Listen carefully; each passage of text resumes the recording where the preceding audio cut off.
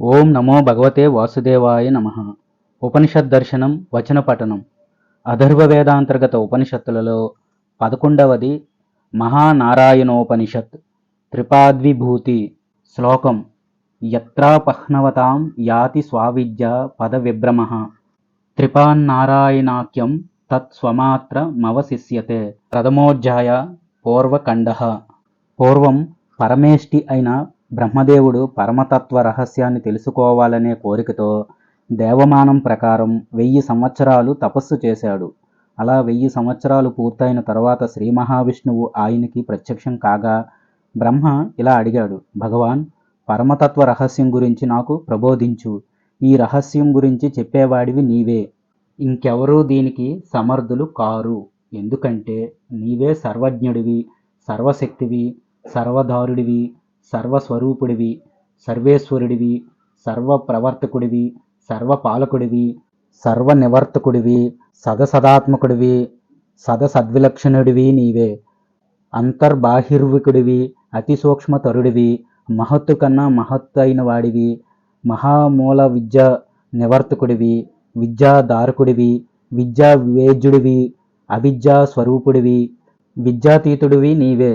నీవే సర్వకారణ కారుణుడివి, సర్వకారణ సమిష్టివి, సర్వకారణ వ్యవస్థివి, అఖండానంద స్వరూపుడివి, పరిపూర్ణానందుడివి, నిరతిశయానందం కలిగిన వాడివి, తురీయుడివి, తుర్యాతీతుడివి, సకల ఉపనిషత్తుల చేత వెతకబడేవాడివి కూడా నీవే. నీవే అఖిల శాస్త్రాల సారానివి, ఇంద్రాది సకల దేవతల చేత కూడా సకల ఆగమాల చేత తెలుసుకోలేని వాడివి, సర్వముముక్షుల చేత అమృతమయుల చేత మృగ్యుడివి. నీవే అమృతమయుడివి, సర్వప్రపంచం నీవే, మోక్షానివి, మోక్షప్రదాతవి, అఖిల మోక్ష సాధనానివి నీవే. నీకన్నా వేరైనదేదీ లేదు.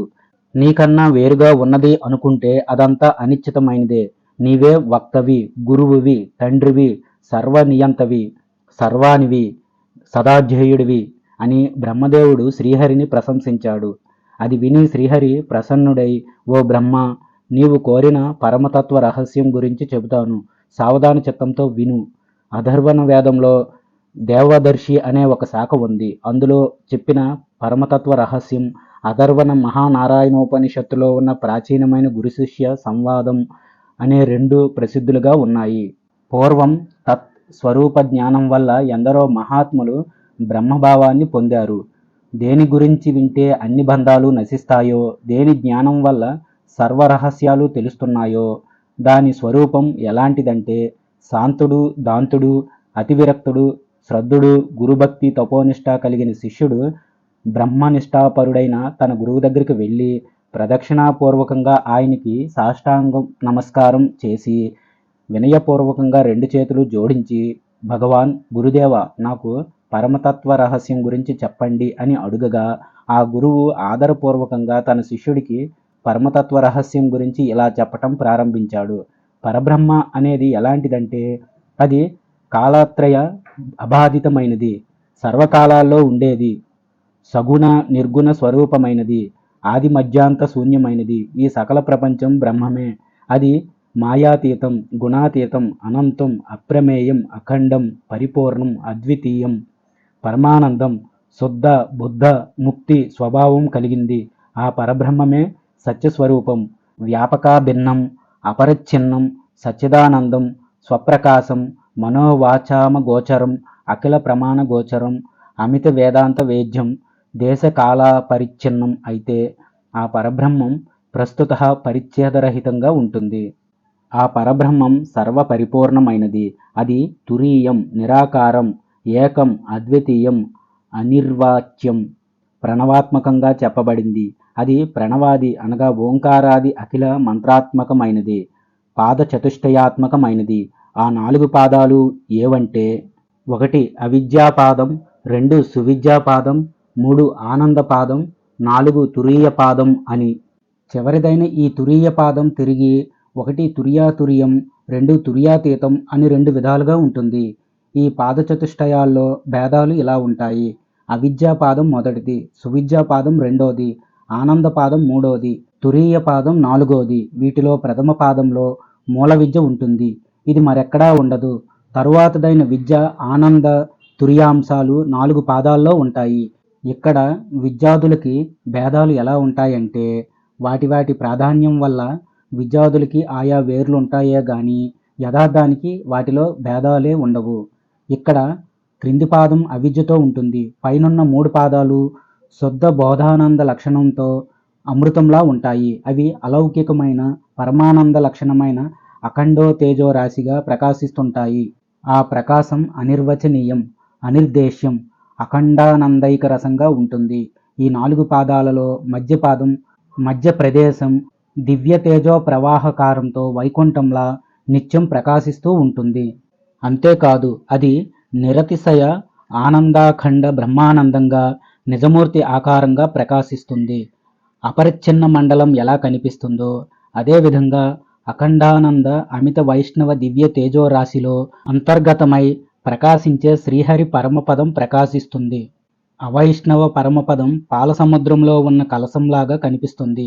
సుదర్శన దివ్య తేజస్సులో అంతర్గతంగా సుదర్శన పురుషుడున్నట్టు సూర్యమండలాంతర్గతుడైన ఆ సూర్యనారాయణుడు అపరిమిత, అపరిచ్ఛిన్న, అద్వైత పరమానంద లక్షణ తేజో రాశిలో అంతర్గతుడై ఆదినారాయణుడిలాగా కనిపిస్తాడు. అలా కనిపించే ఆ నారాయణుడే తురీయ బ్రహ్మ, తురియాతీతుడు. అతడే విష్ణువు. అతడే బ్రహ్మవాచక వాచ్యుడు, పరంజ్యోతి, మాయాతీతుడు, గుణాతీతుడు, కాలాతీతుడు, అఖిలాత్మలకి అతీతుడు, సత్యమైనవాడు, ఉపాధిరహితుడు.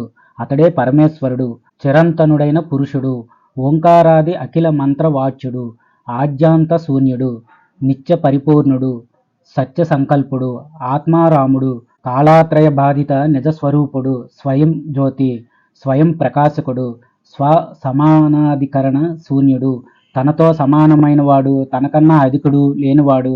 అతడికి రాత్రి పగలు భేదం లేదు, సంవత్సరాది కాల నియమం లేదు. అతడు స్వానందమయుడు, అనంత అనిత్య విభుడు, ఆత్మ, అంతరాత్మ, పరమాత్మ, జ్ఞానాత్మ, తురియాత్మ అనే వివిధ రకాల పేర్లతో పిలువబడేవాడు.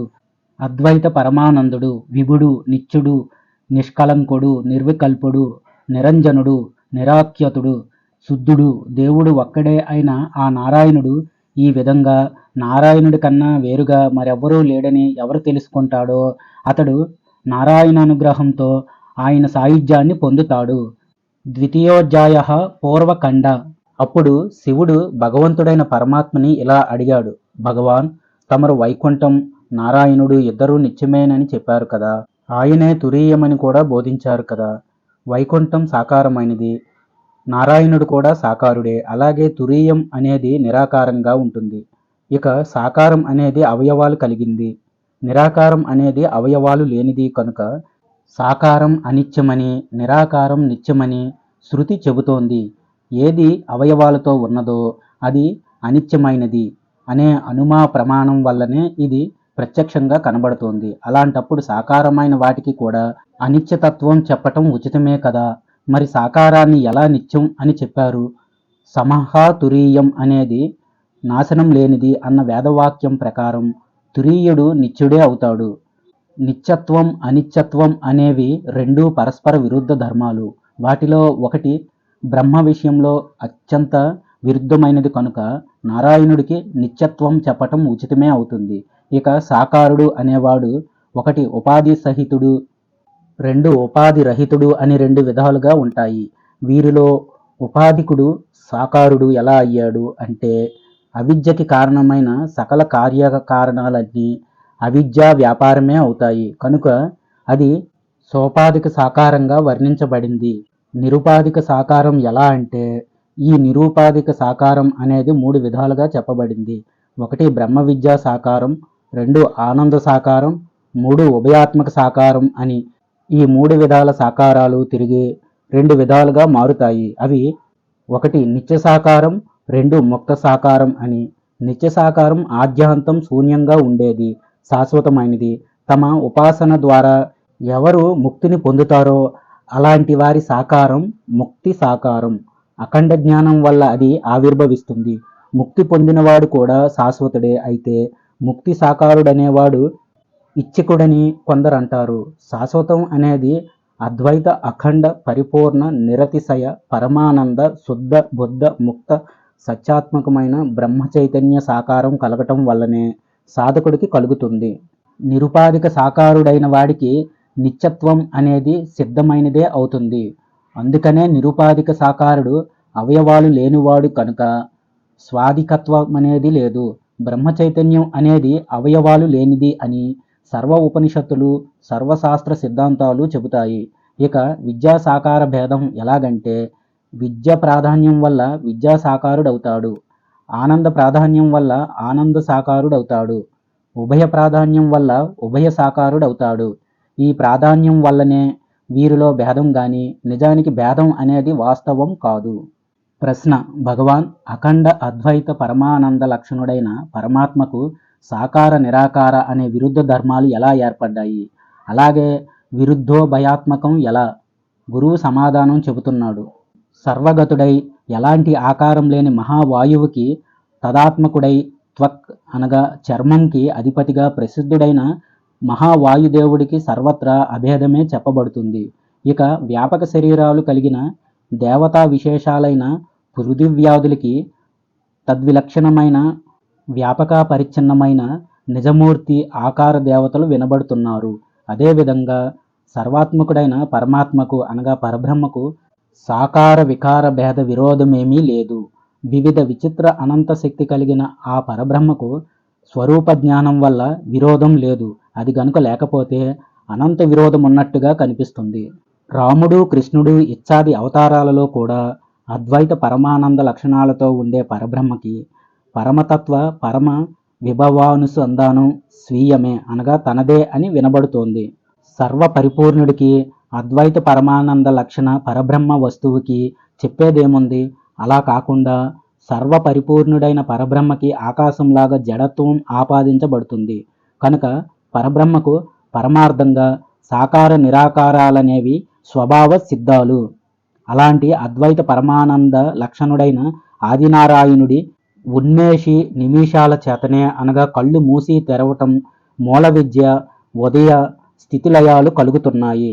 ఒక్కొక్కప్పుడు ఆత్మారాముడు అఖిల పరిపూర్ణుడు అయిన ఆదినారాయణుడికి స్వేచ్ఛానుసారంగా ఉన్మేషం కలుగుతుంది. అందువల్ల పరబ్రహ్మకు చెందిన సర్వకారణమైన క్రింది పాదంలో మూల కారణమైన అవ్యక్తం ఆవిర్భవిస్తుంది. ఆ అవ్యక్తం నుంచి మూలావిర్భావం, మూల విద్యా ఆవిర్భావం కలుగుతాయి. దాని నుంచే బ్రహ్మ విద్య శబలం అనేది కలుగుతుంది. ఇలా శబలం నుంచి మహత్తు, మహత్తు నుంచి అహంకారం, అహంకారం నుంచి పంచతన్మాత్రలు, వాటి నుంచి పంచమహాభూతాలు, ఆ భూతాల నుంచి బ్రహ్మకు చెందిన ఒక పాదం వ్యాప్తం అయ్యింది. ఒక అవిద్యా అండం పుట్టింది.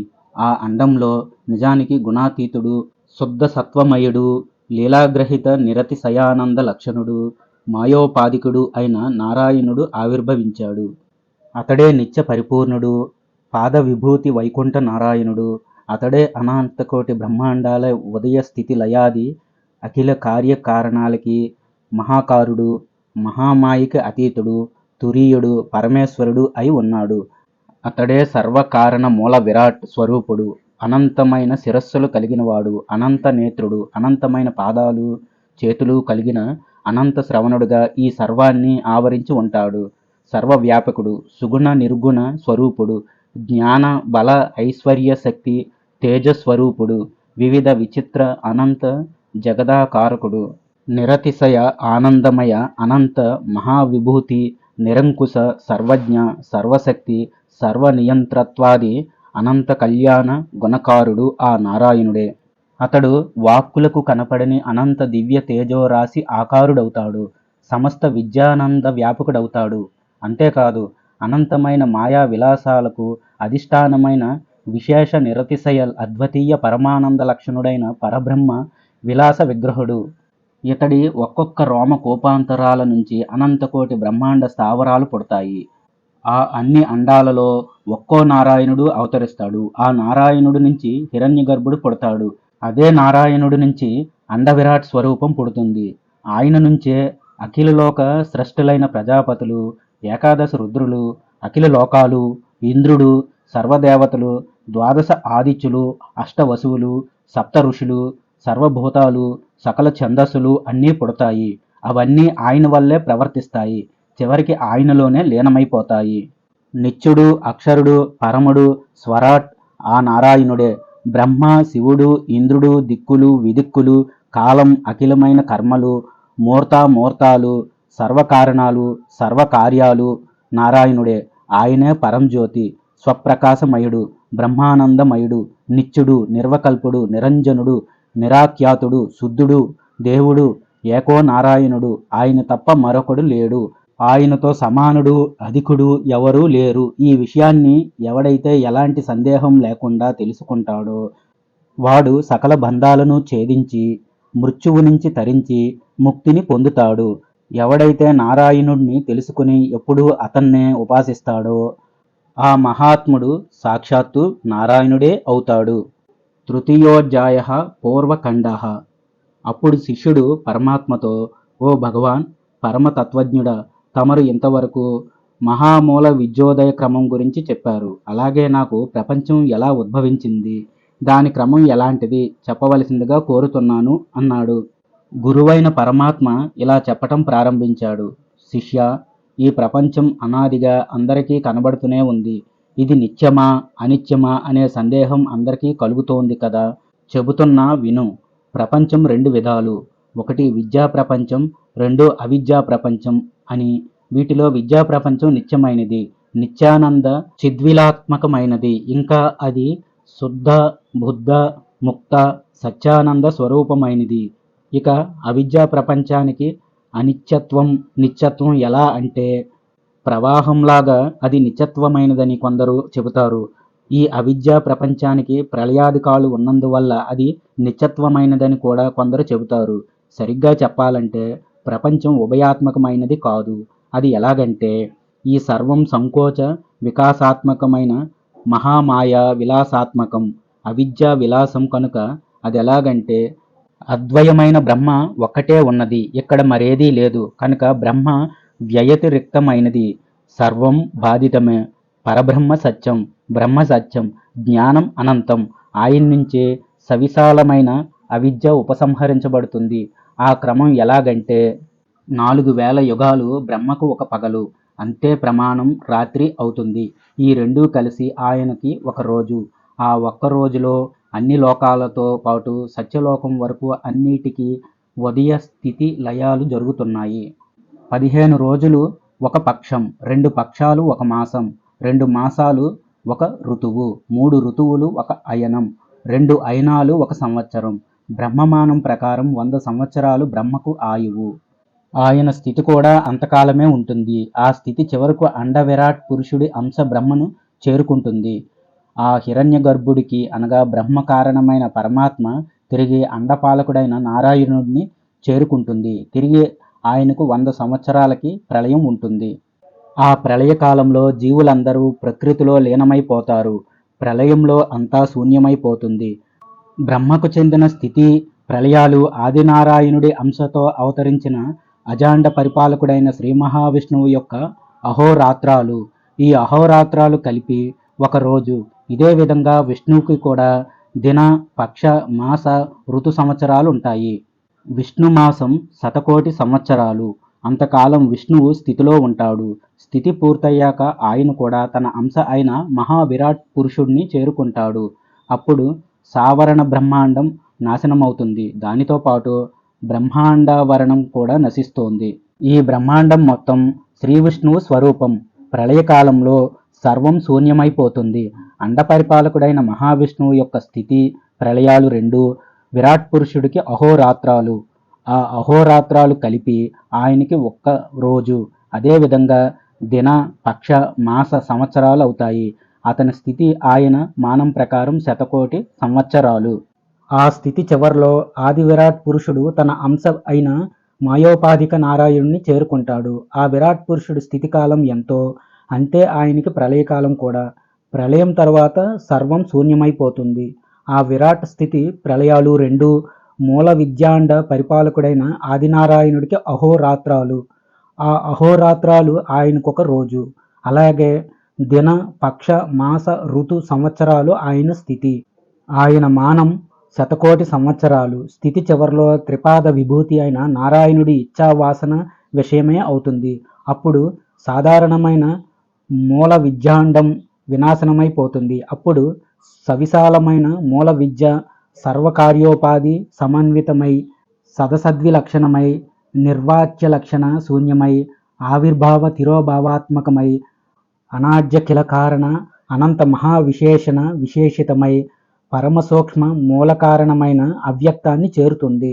ఆ అవ్యక్తం బ్రహ్మను చేరుతుంది. ఇంధనం లేని అగ్నిలాగా మాయోపాధికుడైన నారాయణుడు స్వస్వరూపాన్ని పొందుతాడు. అప్పుడు జీవులందరూ కూడా స్వస్వరూపాన్ని పొందుతారు. మంకెన పువ్వు సమీపంలో ఉన్నప్పుడు స్ఫటికమని ఎర్రగా అయినట్టుగా, అది లేకపోతే తిరిగి తెల్లగా ఉన్నట్టుగా బ్రహ్మకు కూడా మాయోపాధి వశాన సుగుణ పరిచ్ఛిన్నాది ప్రతీతి కలుగుతుంది. ఆ ఉపాధి పోతే తిరిగి ఆయనకి నిర్గుణ నిర్వయవాది ప్రతీతి కలుగుతుంది. చతుర్థోధ్యాయ పూర్వకాండ. అంతటా అతడి కన్నా అనగా పరబ్రహ్మ విశేషమైనదేదీ లేనందువల్ల అది అతి నిర్మలం అవుతుంది. ఆ అవిద్యాపాదం పరమశుద్ధంగా మారుతుంది. శుద్ధ బోధానంద కైవల్యం అవుతుంది. అప్పుడు బ్రహ్మ 4 పాదాలు విశేషం లేనివి అవుతాయి, అనగా సమమైనవి అవుతాయి. అఖండ లక్షణం అనంత పరిపూర్ణం సచ్చిదానంద స్వప్రకాశం అవుతుంది. అది అద్వితీయ అనీశ్వరం అవుతుంది. అఖిల కార్యకారణ స్వరూపం అఖండ చిద్గణానంద స్వరూపం అతి దివ్య మంగళాకారం నిరతిశయ ఆనందో తేజో రాశిమయం సర్వ పరిపూర్ణానంద చిన్మయ స్తంభాకారం శుద్ధ బోధానంద విశేషాకారం అనంత చిద్విలాస విభూతి సమిష్టి ఆకారం అద్భుత ఆనంద ఆశ్చర్య విభూతి విశేషాకారం అనంత పరిపూర్ణ ఆనంద దివ్య సౌదామణి నిచయాకారం అవుతుంది. ఇలాంటి ఆకారం కలిగినదిగా ఆ పరబ్రహ్మం నిరూపించబడింది. అప్పుడు శిష్యుడు తిరిగి ఇలా అడిగాడు, భగవాన్, పాదభేదాలు ఏవి? అద్వైత స్వరూపం ఎలా నిరూపించబడింది అని. ఆచార్యుడైన భగవంతుడు చెబుతున్నాడు, ఎలాంటి విరోధం లేకుండా బ్రహ్మ అద్వైతమే సత్యంగా చెప్పబడింది. బ్రహ్మకి భేదం చెప్పబడలేదు. అలాగే బ్రహ్మ కానిది ఏదీ లేదు. ఇక పాదభేదాది కథనం అంటే ఇది బ్రహ్మస్వరూప కథనమే. అదే ఇక్కడ చెప్పబడింది. బ్రహ్మకు 4 పాదాలు, అందులో ఒకటి అవిద్యాపాదం, మిగిలిన 3 పాదాలు అమృతం ఉపనిషత్ స్వరూపమేనని నిరూపించబడింది. తమస్సుకి పరమైన జ్యోతి పరమానంద లక్షణమైనది. ఇక పాదత్రయాత్మకమైన బ్రహ్మ కైవల్యం అనేది శాశ్వతమైనదని, మహత్తు ఆదిత్యవర్ణుడు తమస్సుకి పరమమైనవాడు ఈ పురుషుడేనని నేను ఎరుగుదును. ఈ మహాపురుషుడిని ఈ విధంగా తెలిసినవాడు పండితుడు అమృతుడు అవుతాడు. మోక్షానికి ఇంతకన్నా మరో దారి లేదు. ఆ ఆత్మ అన్ని తేజస్సులకి తేజస్సు, తమస్సు అనగా చీకటికి కూడా పరమైనది. జగత్తుకు స్రష్ట. అది అచింత్యమైన ఆదిత్యవర్ణం కలిగిన పరంజ్యోతి. ఆ జ్యోతి అంధకారానికి పైన ప్రకాశిస్తూ ఉంటుంది. ఏది అవ్యక్తం, అనంతరూపం, విశ్వరూపం, పురాతనం, అవిద్యకు పరంగా ఉన్నదో దాన్నే వృతం సత్యం అంటారు. అదే సత్యం, అదే పరం, అదే విశుద్ధమైన బ్రహ్మం. ఈ విధంగా ఇక్కడ తమస్సు అనే శబ్దంతో అవిద్య చెప్పబడింది. ఇతడి అనగా బ్రహ్మ ఒక పాదంలో విశ్వభూతాలు ఉండగా ఆయన 3 పాదాలు ద్యులోకంలో ఉన్నాయి. ఈ 3 పాదాలకు ఊర్ధ్వంగా ఒక పురుషుడుంటాడు. ఇక్కడ ఒక పాదం ఉంటుంది. ఆ పాదంతోనే ఆయన అంతా ఆక్రమించాడు. ఆయన ఆసనం కలిగినవాడు. ఇక్కడ పాదత్రయం అంటే విద్య, ఆనందం, తురీయాలు అని అర్థం. అవి అమృతాలు. ఇక మిగిలింది అవిద్యకి ఆశ్రయం అని తెలుసుకోవాలి. ఆత్మారాముడైన ఆదినారాయణుడి ఉన్మేష నిమిషాలు ఎలాంటివి, వాటి స్వరూపం ఎలాంటిది అంటే ప్రత్యక్ దృష్టితో స్వస్వరూపాన్ని చింతన చేయటమే ఉన్మేషం. ఆ ఉన్మేష కాలం ఎంత ఉంటుందో నిమేష కాలం కూడా అంతే ఉంటుంది. ఉన్మేష కాలంలో అవిద్యాస్థితి ఉంటుంది. నిమేష కాలంలో అనగా కళ్ళు మూసిన కాలం ఆ అవిద్య నాశనమవుతుంది. ఎప్పుడైతే తిరిగి ఉన్మేషం కలుగుతుందో అప్పుడు తిరిగి అవిద్య ఉదయిస్తుంది. దాంతో పూర్వంలాగానే అవిద్యా కార్యాలు కూడా పుడతాయి. ఇక్కడ కార్యకారణ ఉపాధి భేదం వల్ల జీవేశ్వర భేదం కూడా కనిపిస్తుంది. ఇక్కడ కార్యోపాధి కలిగిన వాడే జీవుడు, కారణోపాధి కలిగినవాడు ఈశ్వరుడు. ఈ ఈశ్వరుడికి చెందినదే మహామాయ. ఈమె అనంత మహామాయాశక్తి సంసేవిత అనంతమైన మహామాయాజాలానికి పుట్టినిల్లు. ఈమె శ్రీ మహావిష్ణువుకి క్రీడా స్వరూపిణి, బ్రహ్మాదులకు కూడా కనిపించనిది. ఎవరైతే శ్రీ మహావిష్ణువుని నిరంతరం సేవిస్తూ ఉంటారో వారే ఈ మహామాయ నుంచి తరిస్తారు. ఇతరులు ఎన్ని మార్గాల ద్వారా ప్రయత్నించినా తరించలేరు. ఈ అవిద్యా కార్యాలు అంతఃకరణాల్ని అతిక్రమించి కాలాన్ని అనుసరించి పుడతాయి. వాటిలో బ్రహ్మ చైతన్యం ప్రతిబింబిస్తూ ఉంటుంది. ఆ ప్రతిబింబాలే జీవులు. అయితే కొందరు అంతఃకరణ ఉపాధికులందరూ జీవులే అని చెబుతారు. మరికొందరు బుద్ధి ప్రతిబింబిత చైతన్యమే జీవులని అంటారు. ఈ జీవులందరికీ ఉపాధి అనేది నానాత్వమే గాని భేదం మాత్రం ఉండదు. సర్వపరిపూర్ణుడైన నారాయణుడే నిజమైన స్వేచ్ఛతో ఎప్పుడూ క్రీడిస్తూ ఉంటాడు.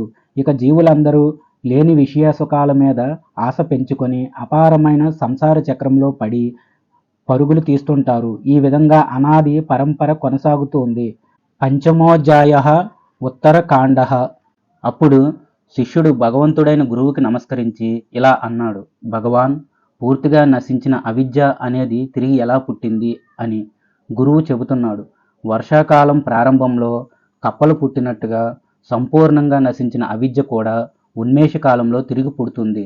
ప్రశ్న: భగవాన్, జీవులకు అనాది సంసార భ్రమ ఎలా కలుగుతుంది? దాని నివారణ ఎలా చేయాలి? మోక్ష మార్గ స్వరూపం ఏది? మోక్ష సాధనం ఏది? మోక్షాన్ని పొందే ఉపాయం ఏది? సాయుజ్యముక్తి ఎలాంటిది? దయచేసి నాకు ఈ విషయాలు చెప్పండి.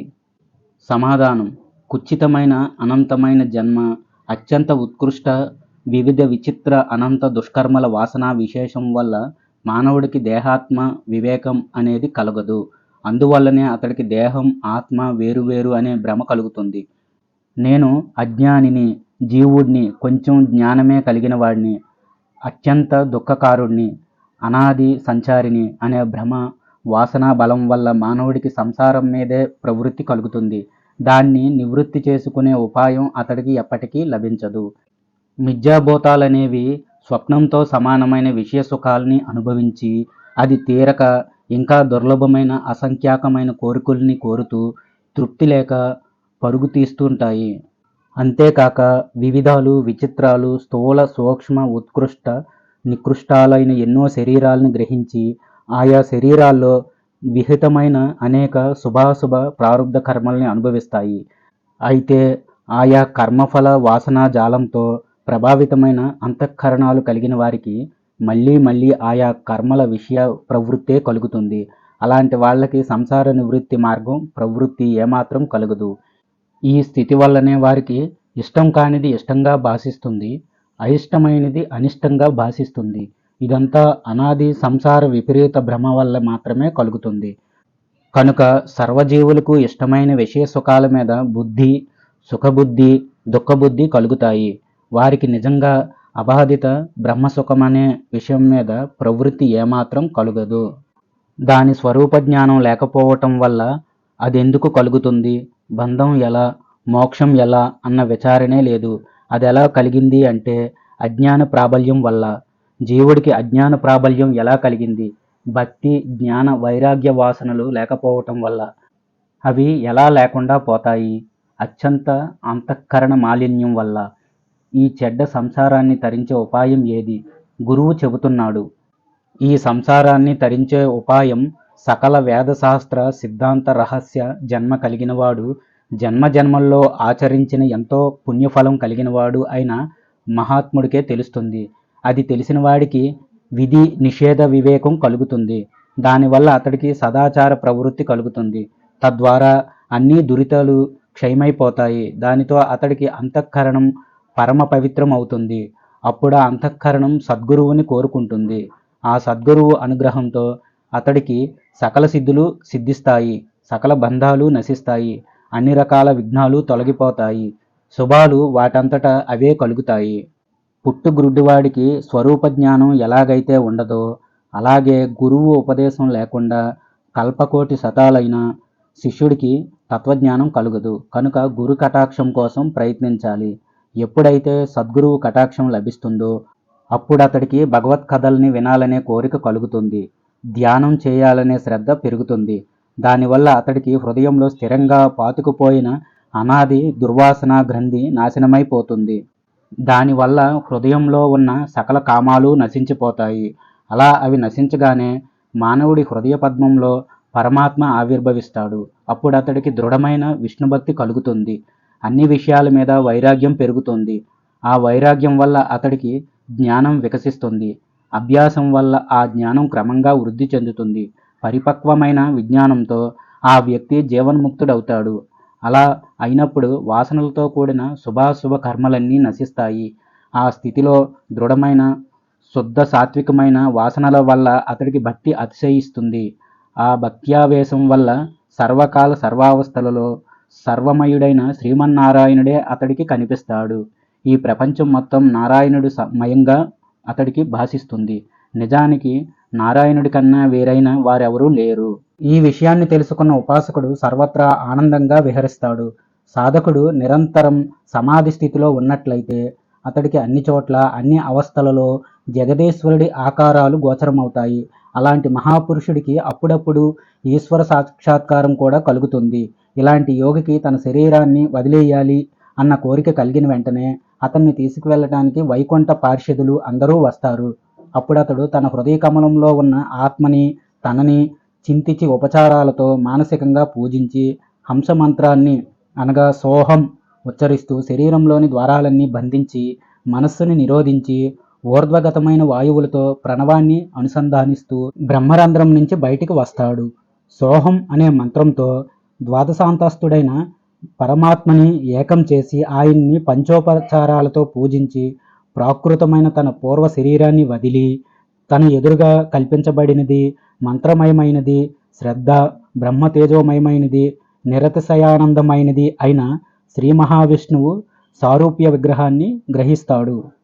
తరువాత సూర్యమండలాంతర్గతమైన అనంత దివ్య చరణాలరవింద అంగుష్టం నుంచి వెలువడింది నిరతిశయానందమైనది అయిన గంగానది ప్రవాహాన్ని ఆకర్షించి భావనతోనే అందులో స్నానం చేసి వస్త్రాభరణాది ఉపచారాలతో ఆత్మపూజ చేయాలి. ఆ విధంగా చేసిన తర్వాత తాను సాక్షాత్తు ఆ నారాయణ స్వరూపుడవుతాడు.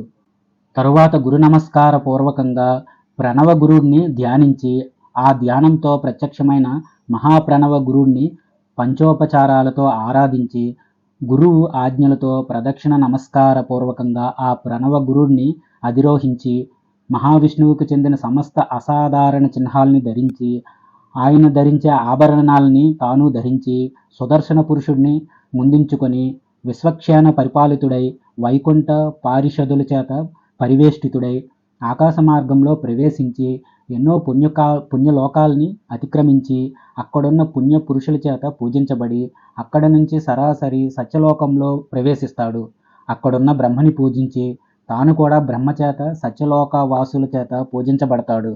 సత్యలోకం నుంచి శివలోకానికి వచ్చి శివుడిని ధ్యానించి ఆయన్ని పూజించి శివగణాలతో శివుడితో తాను కూడా పూజించబడి అక్కడి నుంచి గ్రహమండలం ఋషిమండలాల్ని దాటి సూర్యమండలాన్ని భేదించి అక్కడున్న కీలక నారాయణుడిని ధ్యానించి సరాసరి ధ్రువమండలం చేరుతాడు. అక్కడున్న ధ్రువుడిని పూజించి సింసుమార చక్రాన్ని భేదించి సింసుమార ప్రజాపతిని పూజించి తరువాత ఆ సింసుమార చక్రం మధ్యలో ఉన్న సర్వాధరుడు సనాతనుడు అయిన శ్రీహరిని ఆరాధించి అతని చేత కూడా పూజించబడి దానికన్నా పైకి వెళ్ళి పరమానందాన్ని పొంది దివ్యంగా ప్రకాశిస్తాడు. అక్కడికి వైకుంఠవాసులంతా వస్తారు.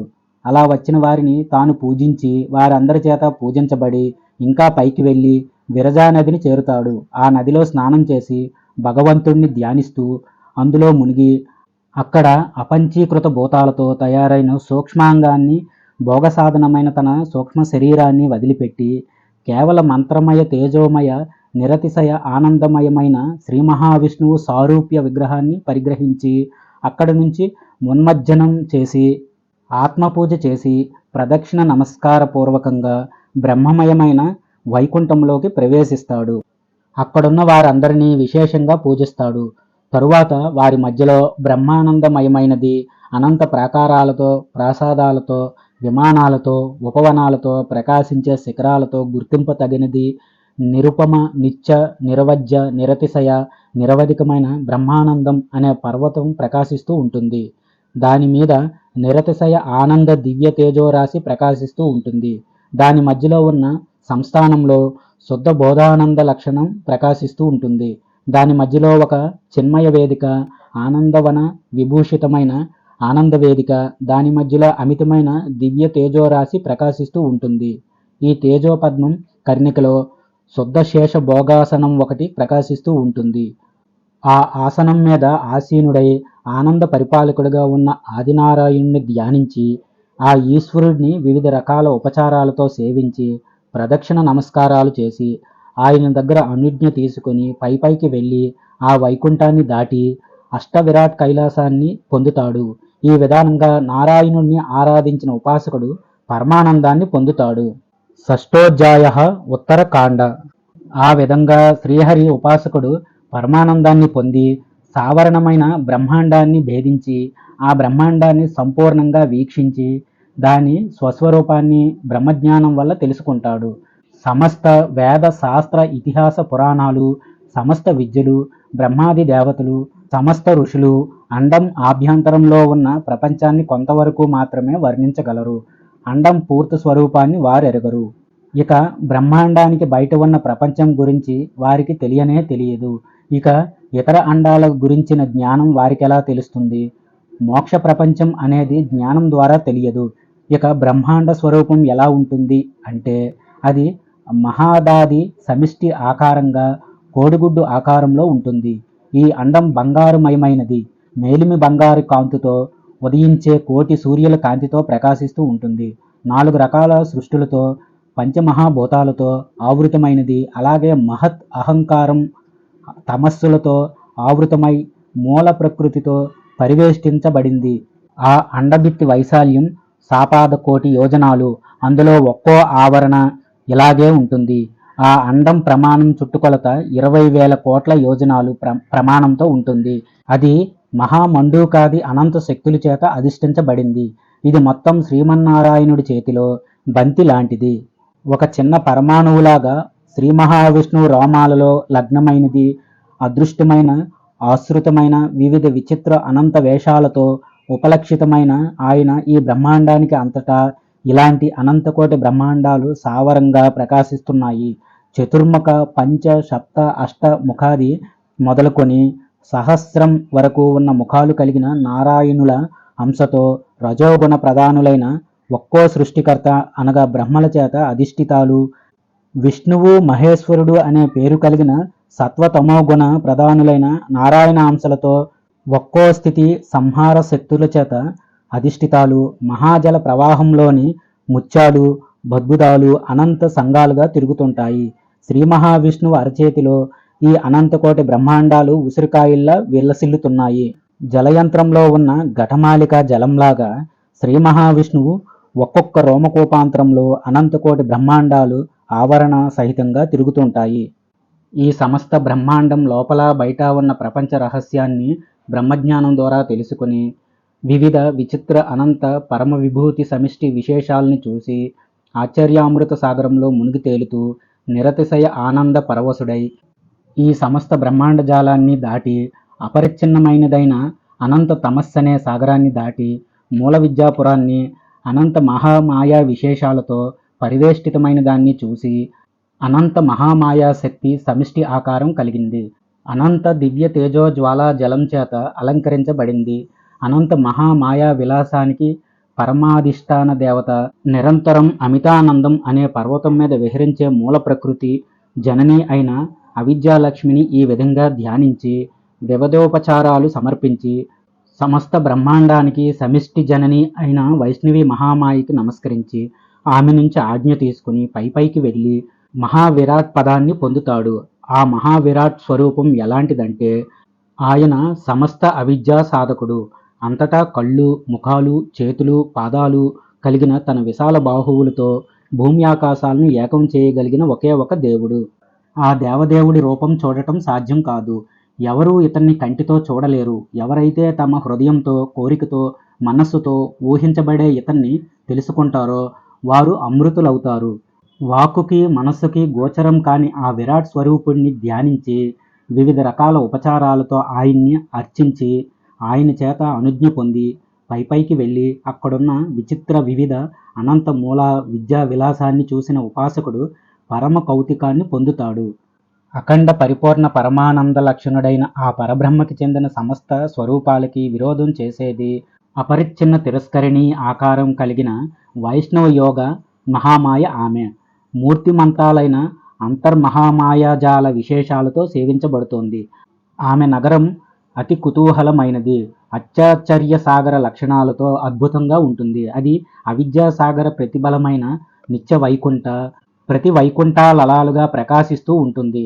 అలాంటి మహామాయా నగరాన్ని ఉపాసకుడు చేరుకొని యోగమాయా లక్ష్మీదేవిని ధ్యానించి వివిధ ఉపచారాలతో ఆమెను అర్చించి తాను కూడా ఆమె చేత పూజించబడి ఆమె అనుజ్ఞ పొంది ఇంకా పైపైకి వెళ్ళి ఆ అనంత యోగ మాయా విలాసాన్ని చూసి ఉపాసకుడు పరమ కౌతుకాన్ని పొందుతాడు.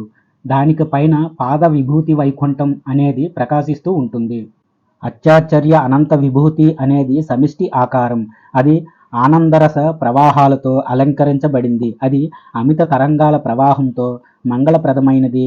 బ్రహ్మ తేజస్సుతో విశేషాకారం కలిగిన బ్రహ్మ వనాలతో వ్యాప్తమైనది. అనంత నిత్యముక్తులతో అది అంతటా వ్యాపించింది. అనంత చిన్మయ ప్రాసాద జాలాసంకులమైన అనాథపాద వైకుంఠంలా అది ప్రకాశిస్తోంది. దాని మధ్యలో చిదానందం అనే పర్వతం ప్రకాశిస్తూ ఉంటుంది. దాని మీద విభూతి నిరతిశయ ఆనంద దివ్య తేజోరాశి వెలుగుతూ ఉంటుంది. ఆ రాశి మధ్యలో పరమానందం అనే విమానం ప్రకాశిస్తుంది. దాని మధ్యలో చిన్మయాసనం వెలుగొందుతుంటుంది. దాని పద్మకర్ణికలలో నిరతిశయ దివ్య తేజోరాశి మధ్యలో శ్రీమన్నారాయణుడు ఆసీనుడై ఉంటాడు. ఉపాసకుడు ఆయన్ని ధ్యానించి వివిధోపచారాలతో ఆదినారాయణుణ్ణి అర్చించి తాను కూడా ఆయన చేత పూజించబడి ఆయన అనుజ్ఞతో ఇంకా పైపైకి వెళ్ళి సావరణమైన అవిద్య అండాన్ని భేదించి విద్యాపాదాన్ని దాటి విద్యా అవిద్యల సంధిలో విశ్వక్షేణ వైకుంఠంలో ప్రకాశిస్తూ ఉంటాడు. అనంత దివ్య తేజో జ్వాలాజాలంతో అంతటా ఎల్లప్పుడూ ప్రకాశించేది, ఆనంద బోధానంద వ్యూహాలతో సర్వత్రా వ్యాపించినది, శుద్ధ బోధ అనే విమానాల వరుసతో ప్రకాశించేది, అనంత ఆనంద పర్వతం చేత పరమ కౌతికం ప్రకాశించేది, దాని మధ్యలో కళ్యాణం అనే పర్వతం మీద శుద్ధానందం అనే విమానం వెలుగొందుతూ ఉంటుంది. ఆ శుద్ధానంద విమానం మధ్యలో దివ్యమంగళమైన ఒక పద్మాసనం ఉంటుంది.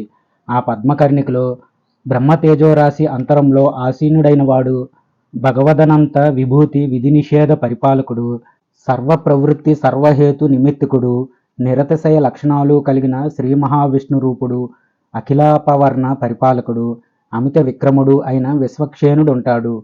ఆయన్ని ధ్యానించి ఆయనకి ప్రదక్షిణ నమస్కారాలు చేసి వివిధ ఉపచారాలతో సేవించి ఆయన ఆజ్ఞ తీసుకొని పైపైకి వెళ్ళి అక్కడ విద్యా విభూతిని పొంది విద్యామయాలై అంతటా ఉన్న అనంతమైన వైకుంఠాలని బ్రహ్మ తేజోమయాలని చూసి ఉపాసకుడు పరమానందాన్ని పొందుతాడు.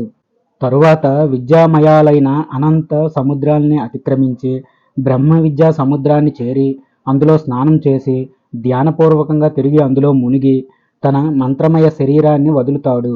తరువాత దివ్యానందమయమైన అమృత దివ్య దేహాన్ని పరిగ్రహించి నారాయణుడి సారూప్యాన్ని పొంది ఆత్మపూజ చేసుకొని నిత్యముక్తులైన వారు బ్రహ్మమయులు అయిన వైకుంఠవాసులందరి చేత పూజించబడి అక్కడి నుంచి బయలుదేరి ఆనందరసం నుంచి ఆవిర్భవించిన బ్రహ్మ విద్యా ప్రవాహాల చేత అనంతమైన క్రీడానంద పర్వతాల చేత అభివ్యాప్తం అవుతాడు. తరువాత ఆనందామృతమయాలు బ్రహ్మ విద్యామయాలు అయిన సహస్రాకారాలతో దివ్యగంధాలు కలిగినది, చిన్మయమైన స్వభావాలతో అనంతమైన బ్రహ్మవనాలతో ఎంతో గొప్పగా శోభించేది అయిన బ్రహ్మ విద్యా వైకుంఠంలోకి ఉపాసకుడు ప్రవేశిస్తాడు. అక్కడ ఉన్న అత్యంత ఉన్నతమైన బోధానందం అనే ప్రాసాగ్రం పైన ప్రణవ విమానాన్ని చూసి దానిపైన ఉన్న అపార బ్రహ్మ విద్యా సామ్రాజ్యాది దేవతను అమోఘమైన నిజమంద కటాక్షాలతో అనాదిమూల అవిద్యను నాశనం చేసే శక్తిని అద్వితీయమైనది ఏకంగానే ఉండేది అయిన ఆ అనంత మోక్ష సామ్రాజ్య లక్ష్మిని ఈ విధంగా ధ్యానించి ఆమెకి ప్రదక్షిణ నమస్కారాలు చేసి వివిధోపచారాలతో సేవించి భక్తితో పుష్పాంజలి సమర్పించి స్తోత్రాలతో స్తుతించి తాను కూడా ఆమెతో పూజించబడి ఆమె ఆజ్ఞను తీసుకొని ఇంకా పైపైకి వెళ్ళి అక్కడున్న బ్రహ్మ విద్యా తీరానికి చేరుకుంటాడు. తరువాత అక్కడ నుంచి బయలుదేరి బోధానందమయాలైన అనంత సముద్రాల్ని అతిక్రమించి బ్రహ్మవనాలలో ఉన్న పరమమంగళప్రదమైన పర్వత శ్రేణుల్ని దాటి వెళ్ళి అక్కడున్న బోధానంద విమాన పరంపరల్ని దర్శించి ఆ ఉపాసకుడు పరమానందాన్ని పొందుతాడు. దీని తరువాత తులసి వైకుంఠపురం ఉంటుంది. ఆ తులసి వైకుంఠపురం పరమ కళ్యాణప్రదమైనది. అనంతమైన వైభవంతో, అమితమైన తేజోరాశితో, అనంతమైన బ్రహ్మ తేజస్సుతో, సమిష్టి ఆకారంతో, చిదానందమయమైన ఎన్నో ప్రాకారాలతో సమిష్టించబడింది. అది అమిత బోధానందమనే పర్వతం మీద ఉంది. బోధానంద తరంగిణీ ప్రవాహంతో, అతిమంగళంగా నిరతిశయానందాలైన అనంత బృందావనాలతో ఆ వైకుంఠపురం శోభిస్తుంది. అది అనంత నిత్యముక్తులైన చిద్రూపులతో వ్యాప్తిమైంది. అనంతమయమైన అనంత విమానాలతో అలంకరించబడింది. అమిత తేజోరాశి అంతర్గతమైన దివ్య తేజోరాశి విశేషం కలిగింది. ఇలాంటి దివ్య సుందరమైన శ్రీ తులసి వైకుంఠంలోకి ఉపాసకుడు ప్రవేశించి దాని లోపల దివ్య విమానంపై ఉన్నవాడు సర్వ పరిపూర్ణుడు అయిన శ్రీ మహావిష్ణువు సర్వాంగాలలో విహరించేది, నిరతిశయ సౌందర్య లావణ్యాది దేవత బోధానందమయాలైన అనంత నిత్య పరివారంతో సేవించబడేది. శ్రీ లక్ష్మీదేవి సఖి అయిన తులసీదేవిని ఈ విధంగా ధ్యానించి ఆమెకు ప్రదక్షిణ నమస్కారాలు చేసి వివిధోపచారాలతో సేవించి స్తోత్రాలతో స్తుతించి తాను కూడా ఆమె చేత పూజించబడి అక్కడున్న పరివారంతో కూడా పూజించబడి ఆ ఉపాసకుడు ఆమె అనుజ్ఞ తీసుకుంటాడు. తరువాత పైకి వెళ్ళి పరమానంద తరంగిణీ తీరానికి చేరుకుని అక్కడ అంతటా ఉన్న శుద్ధ బోధానందమయాలైన అనంత వైకుంఠాల్ని చూసి నిరతిశ్రయమైన ఆనందాన్ని పొందుతాడు. అక్కడ ఉన్న చిద్రూపులైన పురాణ పురుషులతో పూజించబడి అక్కడి నుంచి బయలుదేరి దివ్య గంధానంద వృష్ణులతో కూడుకుని దివ్య మంగళాలయాలు అయిన బ్రహ్మవనాలకు వెళ్ళి అక్కడి నుంచి నిరతిశయానందామృత సాగరంలో అమిత తేజోరాశి ఆకారాలలో ఉన్న కల్లోల వన సంకులాలకు వెళ్ళి అక్కడి నుంచి అనంత శుద్ధబోధ విమానజాల సంకుల ఆనందాల నుంచి అంతకన్నా పైకి వెళ్ళి విమాన పరంపరల్ని దాటుకొని అనంత తేజో విరాజితాలైన పర్వత పంక్తుల్ని దాటి ఇదే క్రమంలో విద్యానందమయాల సంధిని పొందుతాడు. ఉపాసకుడు అక్కడున్న ఆనంద తరంగిణీ ప్రవాహంలో స్నానం చేసి బోధానంద వనానికి చేరుకొని ఆపై శుద్ధబోధ పరమానందాకారాన్ని చేరుకొని అక్కడ నుంచి సతతం అమృత పుష్ప వర్షాలతో పరివేష్టితమైనది, పరమానందమనే ప్రవాహంతో అభివ్యాప్తమైనది, మూర్తిమంతాలైన పరమ మంగళాలతో పరమ కౌతికమైనది, అపరిచ్ఛిన్న ఆనంద సాగరమైనది, క్రీడానంద పర్వతాలతో శోభించేది అయిన ఒక దివ్య ప్రదేశానికి చేరుకుంటాడు. ఆ దివ్య ప్రదేశం మధ్యలో శుద్ధ బోధానంద వైకుంఠాన్ని, సహస్రానంద ప్రాకారాలతో ప్రకాశించే బ్రహ్మ విద్యాపాద వైకుంఠాన్ని దర్శిస్తాడు. ఆ దివ్య వైకుంఠం అమితానందదాయకమైన విమానాలతో నిండి ఉంటుంది. అనంత బోధనలనే సౌధాలతో ప్రకాశిస్తూ ఉంటుంది. ఇంకా అది బోధానందమయంగా అనంత పరమ ఛత్ర చామర ధ్వజ వితాన తోరణలతో అలంకరించబడి ఉంటుంది. నిత్యముక్తులైన పరమానంద వ్యూహాలతో అంతటా వ్యాపించింది. అంతటా దివ్య తేజస్సు కలిగిన పర్వతాల సమిష్టి ఆకారం కలిగింది. అది అపరిచ్ఛిన్న అనంత శుద్ధ బోధా మండలం, వావోగ్ధాచారమైన అనంత బ్రహ్మతేజో రాశి మండలం, అఖండ తేజో మండలం, శుద్ధానంద సమిష్టి మండలం, అఖండ చిద్గణానంద విశేషం. ఇలాంటి బోధానంద వైకుంఠంలోకి ఉపాసకుడు ప్రవేశించి అక్కడున్న అందరి చేత పూజించబడతాడు. ఆ పరమానందాచలం మీద అఖండ బోధ అనే విమానం ప్రకాశిస్తూ ఉంటుంది. దాని మధ్యలో చిన్మయవనం ఒకటి విరాజిల్లుతోంది. ఆ చిన్మయవనం పైన అఖండ తేజోమండలం ఒకటి విరాజిల్లుతూ ఉంటుంది. దాని మధ్యలో ఆదినారాయణుడు ఆసీనుడై ఉంటాడు. ఉపాసకుడు ఆ ఆదినారాయణుడిని ధ్యానించి ఆయనకి నమస్కారం చేసి వివిధోపచారాలతో పూజించి పుష్పాంజలి సమర్పించి స్తోత్రాలతో స్తుతి చేసి ఆయన్ని ఆనందపరచగా నారాయణుడు తన రూపంతోనే ఉన్న ఉపాసకుడిని పిలిచి తన సింహాసనం మీద కూర్చోబెట్టి తన వైకుంఠవాసులందరితో కలిసి సమస్త మోక్ష సామ్రాజ్య పట్టాభిషేకం చేయటం కోసం మంత్రపూరితమైన ఆనంద కలశాన్ని తెప్పించి వాటితో ఉపాసకుడిని అభిషేకిస్తాడు. తరువాత అతన్ని దివ్యమంగళవాద్య పురస్పరంగా వివిధోపచారాలతో పూజించి మూర్తిమంతాలైన తన సమస్త చిహ్నాలతో అతన్ని అలంకరించి ప్రదక్షిణ నమస్కారాలు చేసి ఇక నుంచి నీవు బ్రహ్మవయ్యావు, నేను బ్రహ్మనయ్యాను, మనిద్దరికి ఎలాంటి భేదం లేదు, నీవే నేను, నేనే నీవు అని పలికి నారాయణుడు అంతర్ధానం అవుతాడు. సప్తమోధ్యాయ ఉత్తరకాండ. అప్పుడా ఉపాసకుడు ఆయన అనగా నారాయణుడి ఆజ్ఞతో నిత్య గరుత్మంతుడిని అధిరోహించి వైకుంఠవాసులందరితో కలిసి మహాసుదర్శుడిని ముందుంచుకొని విశ్వక్షేణ పరిపాలితుడై పైపైకి వెళ్ళి బ్రహ్మానందానుభూతిని పొంది అక్కడ అన్ని చోట్ల ఉన్న బ్రహ్మానందమయాలైన అనంత వైకుంఠాల్ని చూసి నిరతిశయానంద సాగరుడై అక్కడ ఆత్మారాములైన ఆనంద విభూతిపరులైన ఎంతోమంది పురుషుల్ని దర్శించి వారందరినీ ఉపచారాలతో పూజించి వారందరి చేత తాను కూడా పూజించబడతాడు.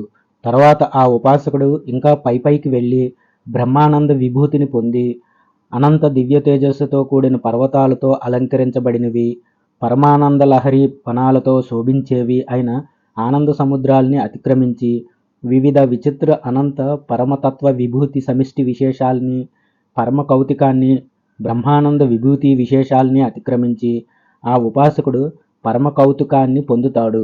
దాని తర్వాతది సుదర్శన వైకుంఠపురం. అది నిత్యమంగళమైనది, అనంత వైభవంతో సహస్రానంద ప్రాకారాలతో పరివేష్టించబడింది. 10,000 కుక్షులతో ఉపకుక్షితమై అనంత ఉత్కటమై ప్రకాశించే చక్రాల ఆకులు కలిగింది. అది నిరతిశయ తేజోమండలంతో బృందారక పరమానందంగా శుద్ధబుద్ధ స్వరూపంగా అనంతానంద సౌదామణి పరమ విలాసంగా నిరతిశయ పరమానంద పారావారంగా విరాజిల్లుతూ అనంత చిద్రూపులైన ఆనంద పురుషులతో అధిష్ఠించబడి ఉంటుంది. దాని మధ్యలో సుదర్శన మహాచక్రం ఉంటుంది. అది పాపాల నుంచి తరింపజేసేది. పవిత్రమైన పురాతనమైన చరణాలు కలిగింది. పరమ పవిత్రాలైన ఆ చరణాల వల్ల పాపాలనే శత్రువుల్ని జయించవచ్చు. దాన్ని చరణలోకం అంటారు. పవిత్రమైనది, దివ్యకాంతితో ప్రకాశించేది, తేజస్సు కలిగింది, అమృతధారల్ని పితికేది అయిన ఆ చరణలోకం, ఆ దివ్యలోకం మాకు పాండిత్యాన్ని ప్రసాదించుగాక.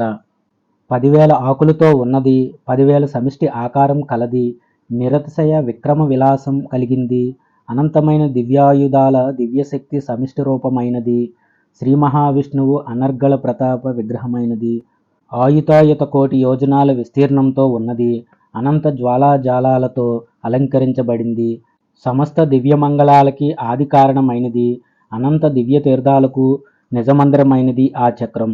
ఈ విధంగా సుదర్శన చక్రం దివ్యంగా ప్రకాశిస్తుంది. ఆ చక్రం నాభిమండల స్థానంలో నిరతిశయ ఆనంద దివ్య తేజోరాశి ఒకటి కనిపిస్తుంది. ఆ తేజోరాశి మధ్యలో సహస్రారం అనే ఒక చక్రం ప్రకాశిస్తుంది. అది అఖండ దివ్య తేజో మండలాకారమైనది, పరమానంద సౌదామణి నిచయోజ్వాలమైనది. అలాంటి ఆ చక్రం అభ్యంతర స్థానంలో షట్చతార అనగా 600 ఆకుల చక్రం ఉంటుంది. అది అపరిమితమైన తేజస్సుతో విజ్ఞాన గణరూపమైనది. దాని మధ్యలో త్రిసార చక్రం అనగా 300 ఆకులు కలిగిన చక్రం ప్రకాశిస్తూ ఉంటుంది. అది పరమ కళ్యాణ గుణ విశేషాలతో అనంత చిదాదిత్య సమిష్టి రూపమైనది. దాని మధ్యలో సతార చక్రం అనగా 100 ఆకులతో మరో చక్రం ఉంటుంది. అది పరమతేజో మండల విశేషం కలిగింది. దాని మధ్యలో షట్చార చక్రం అనగా 60 ఆకుల చక్రం మరొకటి ఉంది. అది బ్రహ్మతేజో విలాస విశేషం కలిగింది. దాని మధ్యలో షట్కోణ చక్రం అనగా 6 కోణాల చక్రం భాసిస్తూ ఉంటుంది. అది అపరిచ్ఛిన్న అనంత దివ్య తేజోరాశి ఆకారంతో ఉంటుంది. దాని మధ్యలో మహానంద పదం భాషిస్తూ ఉంటుంది. దాని కర్ణికలో సూర్య చంద్ర అగ్ని మండలాలు చిన్మయాలు ప్రజ్వరిల్లుతుంటాయి. అక్కడ నిరతిశయ దివ్య తేజోరాశి కనబడుతూ ఉంటుంది. దాని అభ్యంతర స్థానంలో అనగా లోపల ఒక్కసారి ఉదయించిన అనంతకోటి సూర్యప్రకాశం కలిగిన సుదర్శన పురుషుడు విరాజిల్లుతుంటాడు. ఆ సుదర్శన పురుషుడు మరెవరో కాదు, ఆ శ్రీ మహావిష్ణువే. ఆ సుదర్శనుడు శ్రీ మహావిష్ణువుకి చెందిన సమస్త ఆభరణాల్ని చిహ్నాలని కలిగి ఉంటాడు. ఈ సుదర్శన పురుషుడిని ఉపాసకుడు ధ్యానించి వివిధోపచారాలతో ఆయన్ని సేవించి ప్రదక్షిణ నమస్కారాలు చేసి తాను కూడా ఆయనతో పూజించబడి ఆయన ఆజ్ఞ తీసుకుని పైపైకి వెళతాడు. అలా వెళ్ళిన అతడు అక్కడి పరమానందమయాలైన అనంత వైకుంఠాల్ని చూసి పరమానందాన్ని పొందుతాడు. ఆ తరువాత వివిధ విచిత్ర అనంత చిద్విలాస విభూతి విశేషాల్ని అతిక్రమించి అనంత పరమానంద విభూతి సమిష్టి విశేషాల్ని నిరతిశయానంద సముద్రాల్ని దాటిన ఉపాసకుడు క్రమంగా అద్వైత సంస్థానాన్ని చేరుకుంటాడు. ఆ అద్వైత సంస్థానం ఎలా ఉంటుందంటే అది అఖండానంద స్వరూపమైనది, అనిర్వాచ్యమైనది. ఇంకా అది అమిత బోధసాగరం, అమితానంద సముద్రం, విజాతీయ విశేషరహితం, సజాతీయ విశేషరహితం, నిరవయవం, నిరాధారం, నిర్వికారం, నిరంజనంగా ఉంటుంది. ఆ దివ్య సంస్థానం అనంత బ్రహ్మానంద సమిష్టి కందంగా పరమచిద్విలాస సమిష్టి ఆకారంగా, నిర్మలంగా, నిరవజ్యంగా, నిరాశ్రయంగా, అతి నిర్మల అనంతకోటి ప్రకాశైక స్ఫుటలింగంగా, అనంత ఉపనిషత్ అర్ధస్వరూపంగా, అఖిల ప్రమాణాలకు అతీతంగా ఉంటుంది. ఇంకా ఆ అద్వైత సంస్థానం ఎలా ఉంటుందంటే అది ఆవాజ్మానస గోచరంగా, నిత్యముక్త స్వరూపంగా, అనాధారంగా, ఆది మధ్యాంత శూన్యంగా ఉంటుంది. కైవల్యం, పరమశాంతం, సూక్ష్మం కన్నా సూక్ష్మాంతరం, మహత్తు కన్నా మహత్తరం, అమితానంద విశేష శుద్ధ బోధానంద విభూతి విశేషం కలిగింది. ఇంకా అది అనంత ఆనంద విభూతి విశేష సమిష్టి రూపంగా, అక్షరంగా, అనిర్దేశ్యంగా, అచలం, ధ్రువంగా, లోపల వెలుపల వ్యాపించబడి పరిపూర్ణమైన యోగుల చేత వెతకబడేది, దేశకాల వస్తువుల వల్ల పరిచ్ఛిన్నం కానిది, నిరంతరం అభినవమైనది, నిత్య పరిపూర్ణమైనది, అఖండానందామృత విశేషం, శాశ్వతం, పరమపదం, నిరతిశయానందానంత తటిత్ పర్వతాకారం కలిగింది, అద్వితీయమైన స్వయం ప్రకాశంతో ఎల్లప్పుడూ ప్రకాశించేది, పరమానంద లక్షణ అపరిచ్ఛిన్న అనంత పరంజ్యోతిగా శాశ్వతంగా అది ప్రకాశిస్తుంది. ఆ ఆదిత్య ప్రకాశం మధ్యలో అమితానంద చిద్రూపం అనే ఒక పర్వతం అఖండానంద విశేషంగా ఉంది. అది బోధానంద మహోజ్వాలమై, నిత్యమంగళ మందిరమై, చిన్మదన విర్భూతమైన చిచ్చారమైన అనంతానంద ప్రవాహాలతో అలంకరించబడి నిరతిశయానంద పారావార ఆకారమైనదిగా ఉంటుంది. ఇంకా అది నిరుపమ, నిజ, నిరవజ్య, నిరతిశయ, నిరవధిక తేజోరాశి విశేషంగా నిరతిశయానంద సహస్రాకారాలతో అలంకరించబడి ఉంటుంది. అలాగే శుద్ధ బోధ సౌధాల వరుసతో కూడా అలంకరించబడి చిదానందమయ అనంత దివ్యధామాలతో శోభిస్తూ ఉంటుంది. అమితమైన పుష్పవర్షాలతో అంతటా వ్యాపించింది. ఈ విధంగా వ్యాపించినదే త్రిపాద విభూతి వైకుంఠం. అదే పరమ కైవల్యం, అదే అబాధిత పరమతత్వం, అదే అనంత్ ఉపనిషత్ గమ్యం. ముముక్షువుల చేత, సకల యోగుల చేత కోరబడేది అదే. ఆనంద ఘనం, శుద్ధబోధ ఘన విశేషం, అఖండ ఆనంద బ్రహ్మ చైతన్యాది దేవతా స్వరూపం, సర్వాధిష్టానం, అద్వయ పరబ్రహ్మ విహార మండలం, నిరతిశయ ఆనంద తేజో మండలం, అద్వైత పరమానంద లక్షణుడైన ఆ పరబ్రహ్మ నివసించే పరమాధిష్టాన మండలం, నిరతిశయ పరమానంద పరమమూర్తి విశేష మండలం, అనంత పరమమూర్తి సమిష్టి మండలం, నిరతిశయ పరమానంద లక్షణ పరబ్రహ్మ యొక్క పరమమూర్తి పరమతత్వ విలాస విశేష మండలం కూడా ఆ త్రిపాద విభూతి వైకుంఠమే. ఇంకా ఆ వైకుంఠం ఎలాంటిదంటే అది బోధానందమయ అనంత పరమ విలాస విభూతి విశేష సమిష్టి మండలం, అనంత చిద్విలాస విభూతి విశేష సమిష్టి మండలం, అఖండ శుద్ధ చైతన్య నిజమూర్తి విశేష విగ్రహాలు ఉన్న పవిత్ర స్థలం, అనంత శుద్ధ బోధ విశేష విగ్రహం కలిగింది, అనంత ఆనందామృత సమిష్టి ఆకారం, అనంత బోధాచలంతో అధిష్ఠించబడింది, నిరతిశయానంద పరమమంగళ విశేష సమిష్టి ఆకారం, అఖండాద్వైత పరమానంద లక్షణ బ్రహ్మకు చెందిన పరమమూర్తి, పరమతేజ పుంజపిండ విశేషం, చిద్రూప ఆదిత్య మండలంగా ప్రకాశించేది. ఇంకా అది ద్వాత్రింశత్ అనగా 32 వ్యూహ భేదాలతో ఉంటుంది.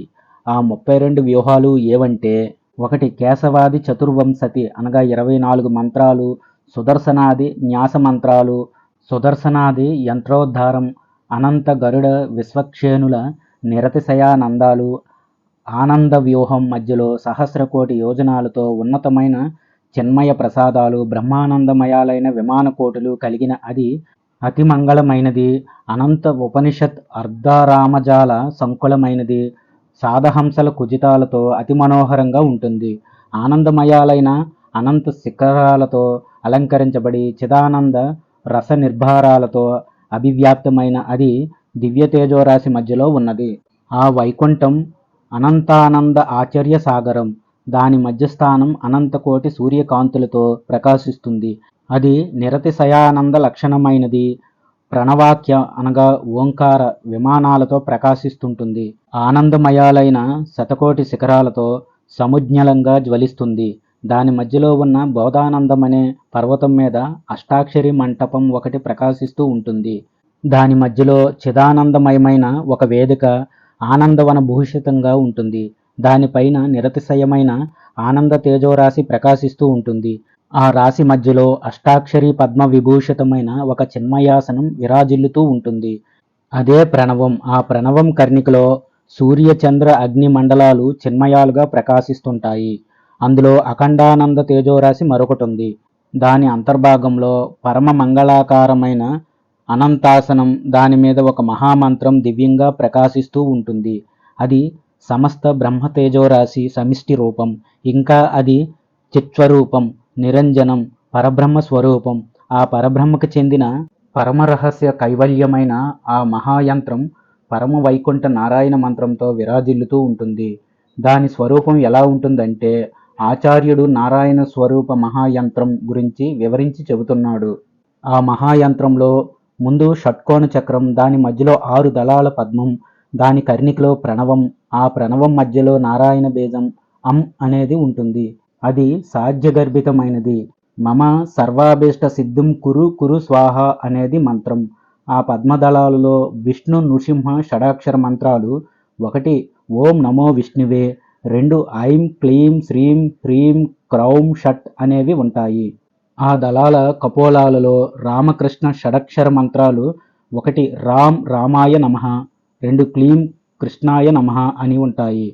యంత్రంలోని 6 కోణాలలో శ్రీ సుదర్శన షడక్షర మంత్రం సహస్రార హూం ఫట్ అని ఉంటుంది. ఆ షట్కోణ కపోలాలలో ప్రణవంతో కూడిన శివ పంచాక్షరి మంత్రం ఓం నమఃశివాయ అని ఉంటుంది. దానికి వెలుపల ప్రణవమాలాయుక్తమైన వృత్తం, ఆ వృత్తానికి బయట ఒక అష్టదళ పద్మం ఉంటాయి. ఆ పద్మంలోని దళాలలో శ్రీనారాయణుడు నృసింహ అష్టాక్షరి మంత్రాలు 1 ఓం నమో నారాయణాయ, 2 జయ జయ నృసింహ అని ఉంటాయి. ఇక ఆ పద్మదళాల సంధి ప్రదేశాలలో శ్రీరామ, శ్రీకృష్ణ, శ్రీకర అష్టాక్షర మంత్రాలు 1 శ్రీరామాయ హూం ఫట్ స్వాహ, 2 క్లీం దామోదరాయ నమః, 3 ఉత్తిష్ట శ్రీకర స్వాహ అని ఉంటాయి. దానికి వెలుపల తిరిగి మరొక ప్రణవమూలాయుక్తమైన వృత్తం, దానికి వెలుపల 9 దళాలతో ఒక పద్మం ఉంటాయి. ఆ 9 దళాలలో వరుసగా రామ కృష్ణ యహగ్రీవ నవాక్షర మంత్రాలు 1 ఓం రామచంద్రాయ నమః, 2 క్లీం కృష్ణాయ గోవిందాయ క్లీం, 3 హ్రౌం యహగ్రీవాయ నమో హ్రౌం అని ఉంటాయి. ఇక ఆ దళ కపోల ప్రాంతంలో శ్రీ దక్షిణామూర్తి నవాక్షర మంత్రం 1 ఓం దక్షిణామూర్తిరీశ్వరోం అని ఉంటుంది. దళ కపోలాలకి వెలుపల నారాయణ బీజం అంతో కూడిన ఒక వృత్తం, ఆ వృత్తానికి వెలుపల 10 దళాలతో మరో పద్మం ఉంటుంది. ఆ పద్మంలోని 10 దళాలలో శ్రీరామ, శ్రీకృష్ణ దశాక్షర మంత్రాలు 1 హూం జానకీ వల్లభాయ స్వాహ, 2 గోపీజన వల్లభాయ స్వాహ అని ఉంటాయి. ఆ దళాల సంధి ప్రదేశాలలో నృసింహమాలా మంత్రం ఓం నమో భగవతే శ్రీ మహానృసింహాయ కరాళ దంష్ట్ర వర్ధనాయ మమ విఘ్నాన్ పచపచ స్వాహ అని ఉంటుంది. దాని వెలుపల శ్రీ నృసింహ ఏకాక్షర మంత్రం క్షౌంతో కూడిన వృత్తం ఉంటుంది. దానికి వెలుపల 12 దళాలతో మరొక పద్మం ఉంటుంది. ఆ దళాలలో శ్రీనారాయణ వాసుదేవాయ ద్వాదశాక్షర మంత్రాలు 1 ఓం నమో భగవతే నారాయణాయ, 2 ఓం నమో భగవతే వాసుదేవాయ అని ఉంటాయి. ఆ ద్వాదశ దళాల కపోలాల ప్రాంతంలో శ్రీ మహావిష్ణువు, శ్రీరామ, శ్రీకృష్ణ ద్వాదశాక్షర మంత్రాలు 1 ఓం నమో భగవతే మహావిష్ణువే, 2 ఓం హ్రీం భరతానుగ్రజను క్లీం స్వాహ, 3 శ్రీం హ్రీం క్లీం కృష్ణాయ గోవిందాయ నమః అని ఉంటాయి. వాటికి వెలుపల జగన్మనోహర బీజమైన క్లీంతో ఒక వృత్తం ఉంటుంది. ఆ వృత్తానికి బయట 14 దళాల పద్మం ఒకటి ఉంటుంది. ఆ పద్మదళాలలో లక్ష్మీనారాయణ యహగ్రీవ గోపాల దదివామన మంత్రాలు 1 ఓం హ్రీం హ్రీం శ్రీం శ్రీం లక్ష్మీ వాసుదేవాయ నమః అని, 2 ఓం సమస్సర్వకోటి సర్వ విద్యారాజాయ, 3 క్లీం కృష్ణాయ గోపాల చూడామణియే స్వాహ, 4 ఓం నమో భగవతే వామనాయ ఓం అని ఉంటాయి. ఆ పద్మదళాల సంధి ప్రాంతంలో శ్రీ అన్నపూర్ణేశ్వరి మంత్రం హ్రీం పద్మావచ్చన్నపూర్ణే మహేశ్వరి స్వాహ అని ఉంటుంది. దానికి వెలుపల ప్రణవ అనగా ఓం మూలాయుక్తమైన ఒక వృత్తం ఉంటుంది. ఆ వృత్తానికి బయట 16 దళాలతో ఒక విశాలమైన పద్మం, ఆ పద్మదళాల మీద శ్రీకృష్ణ శ్రీ సుదర్శన షోడాక్షర మంత్రాలు ఓం నమో భగవతే రుక్మిణీ వల్లభాయ స్వాహ, 2 ఓం నమో భగవతే మహాసుదర్శనాయ హూం ఫట్ అని ఉంటాయి.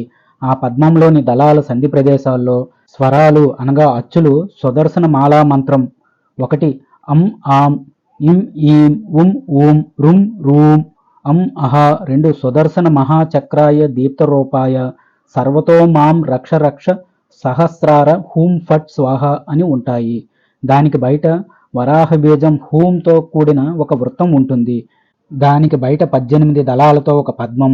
ఆ పద్మంలోని దళాలలో శ్రీకృష్ణ వామన అష్టదశాక్షర మంత్రాలైన 1 క్లీం కృష్ణాయ గోవిందాయ గోపీజన వల్లభాయ స్వాహ 2 ఓం నమో విష్ణవే సురపతియే మహాబలాయ స్వాహ అనేవి ఉంటాయి. ఆ దళాల కపోల ప్రాంతంలో గరుడ పంచాక్షర గరుడ మాలా మంత్రాలైన 1 క్షిపవోగం స్వాహ 2 ఓం నమః పక్షిరాజాయ సర్వ విషభూత రక్షః కృత్యాది భేదనాయ సర్వేష్ణ సాధకాయ స్వాహ అనేవి ఉంటాయి. దానికి వెలుపల మాయాబీజమైన హ్రీంతో ఒక వృత్తం ఉంటుంది. ఆ వృత్తానికి బయట మరో అష్టదళ పద్మం ఉంటుంది. ఆ పద్మదళాలలో శ్రీకృష్ణ శ్రీవామన అష్టాక్షర మంత్రాలైన ఓం నమో దామోదరాయ 2 ఓం వామనాయ నమ ఓం అనేవి ఉంటాయి. ఆ దళాల కపోల ప్రాంతంలో నీలకంఠ త్రయాక్షరి గరుడ పంచాక్షరి మంత్రాలైన 1 ప్రేం హ్రీం టహ 2 శ్రీకంఠః 3 నమో అండజాయ అనేవి ఉంటాయి. దానికి వెలుపల మన్మథ బీజం క్లీంతో కూడిన వృత్తం ఉంటుంది. ఆ వృత్తానికి వెలుపల 24 దళాలతో ఒక మహాపద్మం ఉంటుంది. ఆ పద్మదళాలలో శరణాగత నారాయణ మంత్రం నారాయణ యహగ్రీవ గాయత్రి మంత్రాలైన 1 శ్రీమన్నారాయణ చరణౌ శరణం ప్రపద్యే 2 శ్రీమతే నారాయణాయ నమః అనే మంత్రాలు 2 సార్లు 3 నారాయణాయ విద్మహే వాసుదేవాయ ధీమహి తన్నో విష్ణు ప్రచోదయాత్ 4 వాగీశ్వరాయ విద్మహే యహగ్రీవాయ ధీమహి తన్నో హగం స్వాహ ప్రచోదయాత్ అనేవి ఉంటాయి.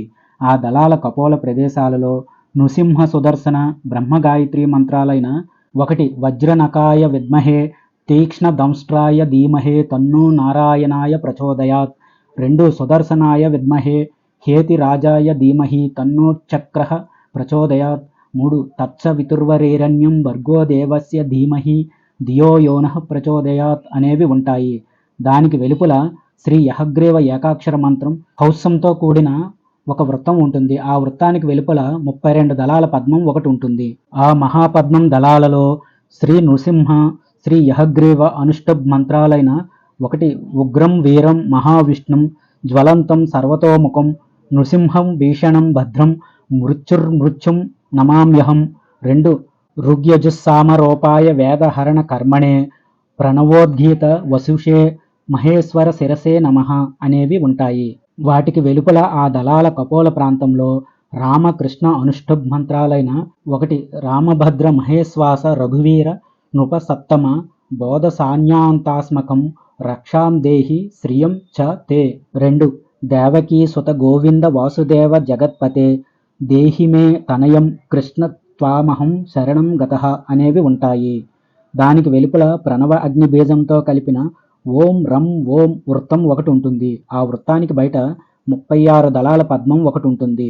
ఆ పద్మదళాలలో శ్రీ యహగ్రీవ షట్త్రింశదక్షర అనగా 36 అష్టత్రింశదక్షర మంత్రాలైన 1 అంశః విశ్వోత్తీర్ణ రూపాయ చిన్మయానంద రూపిణే తుభ్యం నమో యహగ్రీవ విద్యారాజాయ విష్ణువే 2 సోహం యోక్షో యో నమో భగవతే యహగ్రీవాయ సర్వ వాగేశ్వరాయ సర్వ వేదమయాయ సర్వ విద్యాం దేహి మే స్వాహ అనేవి ఉంటాయి.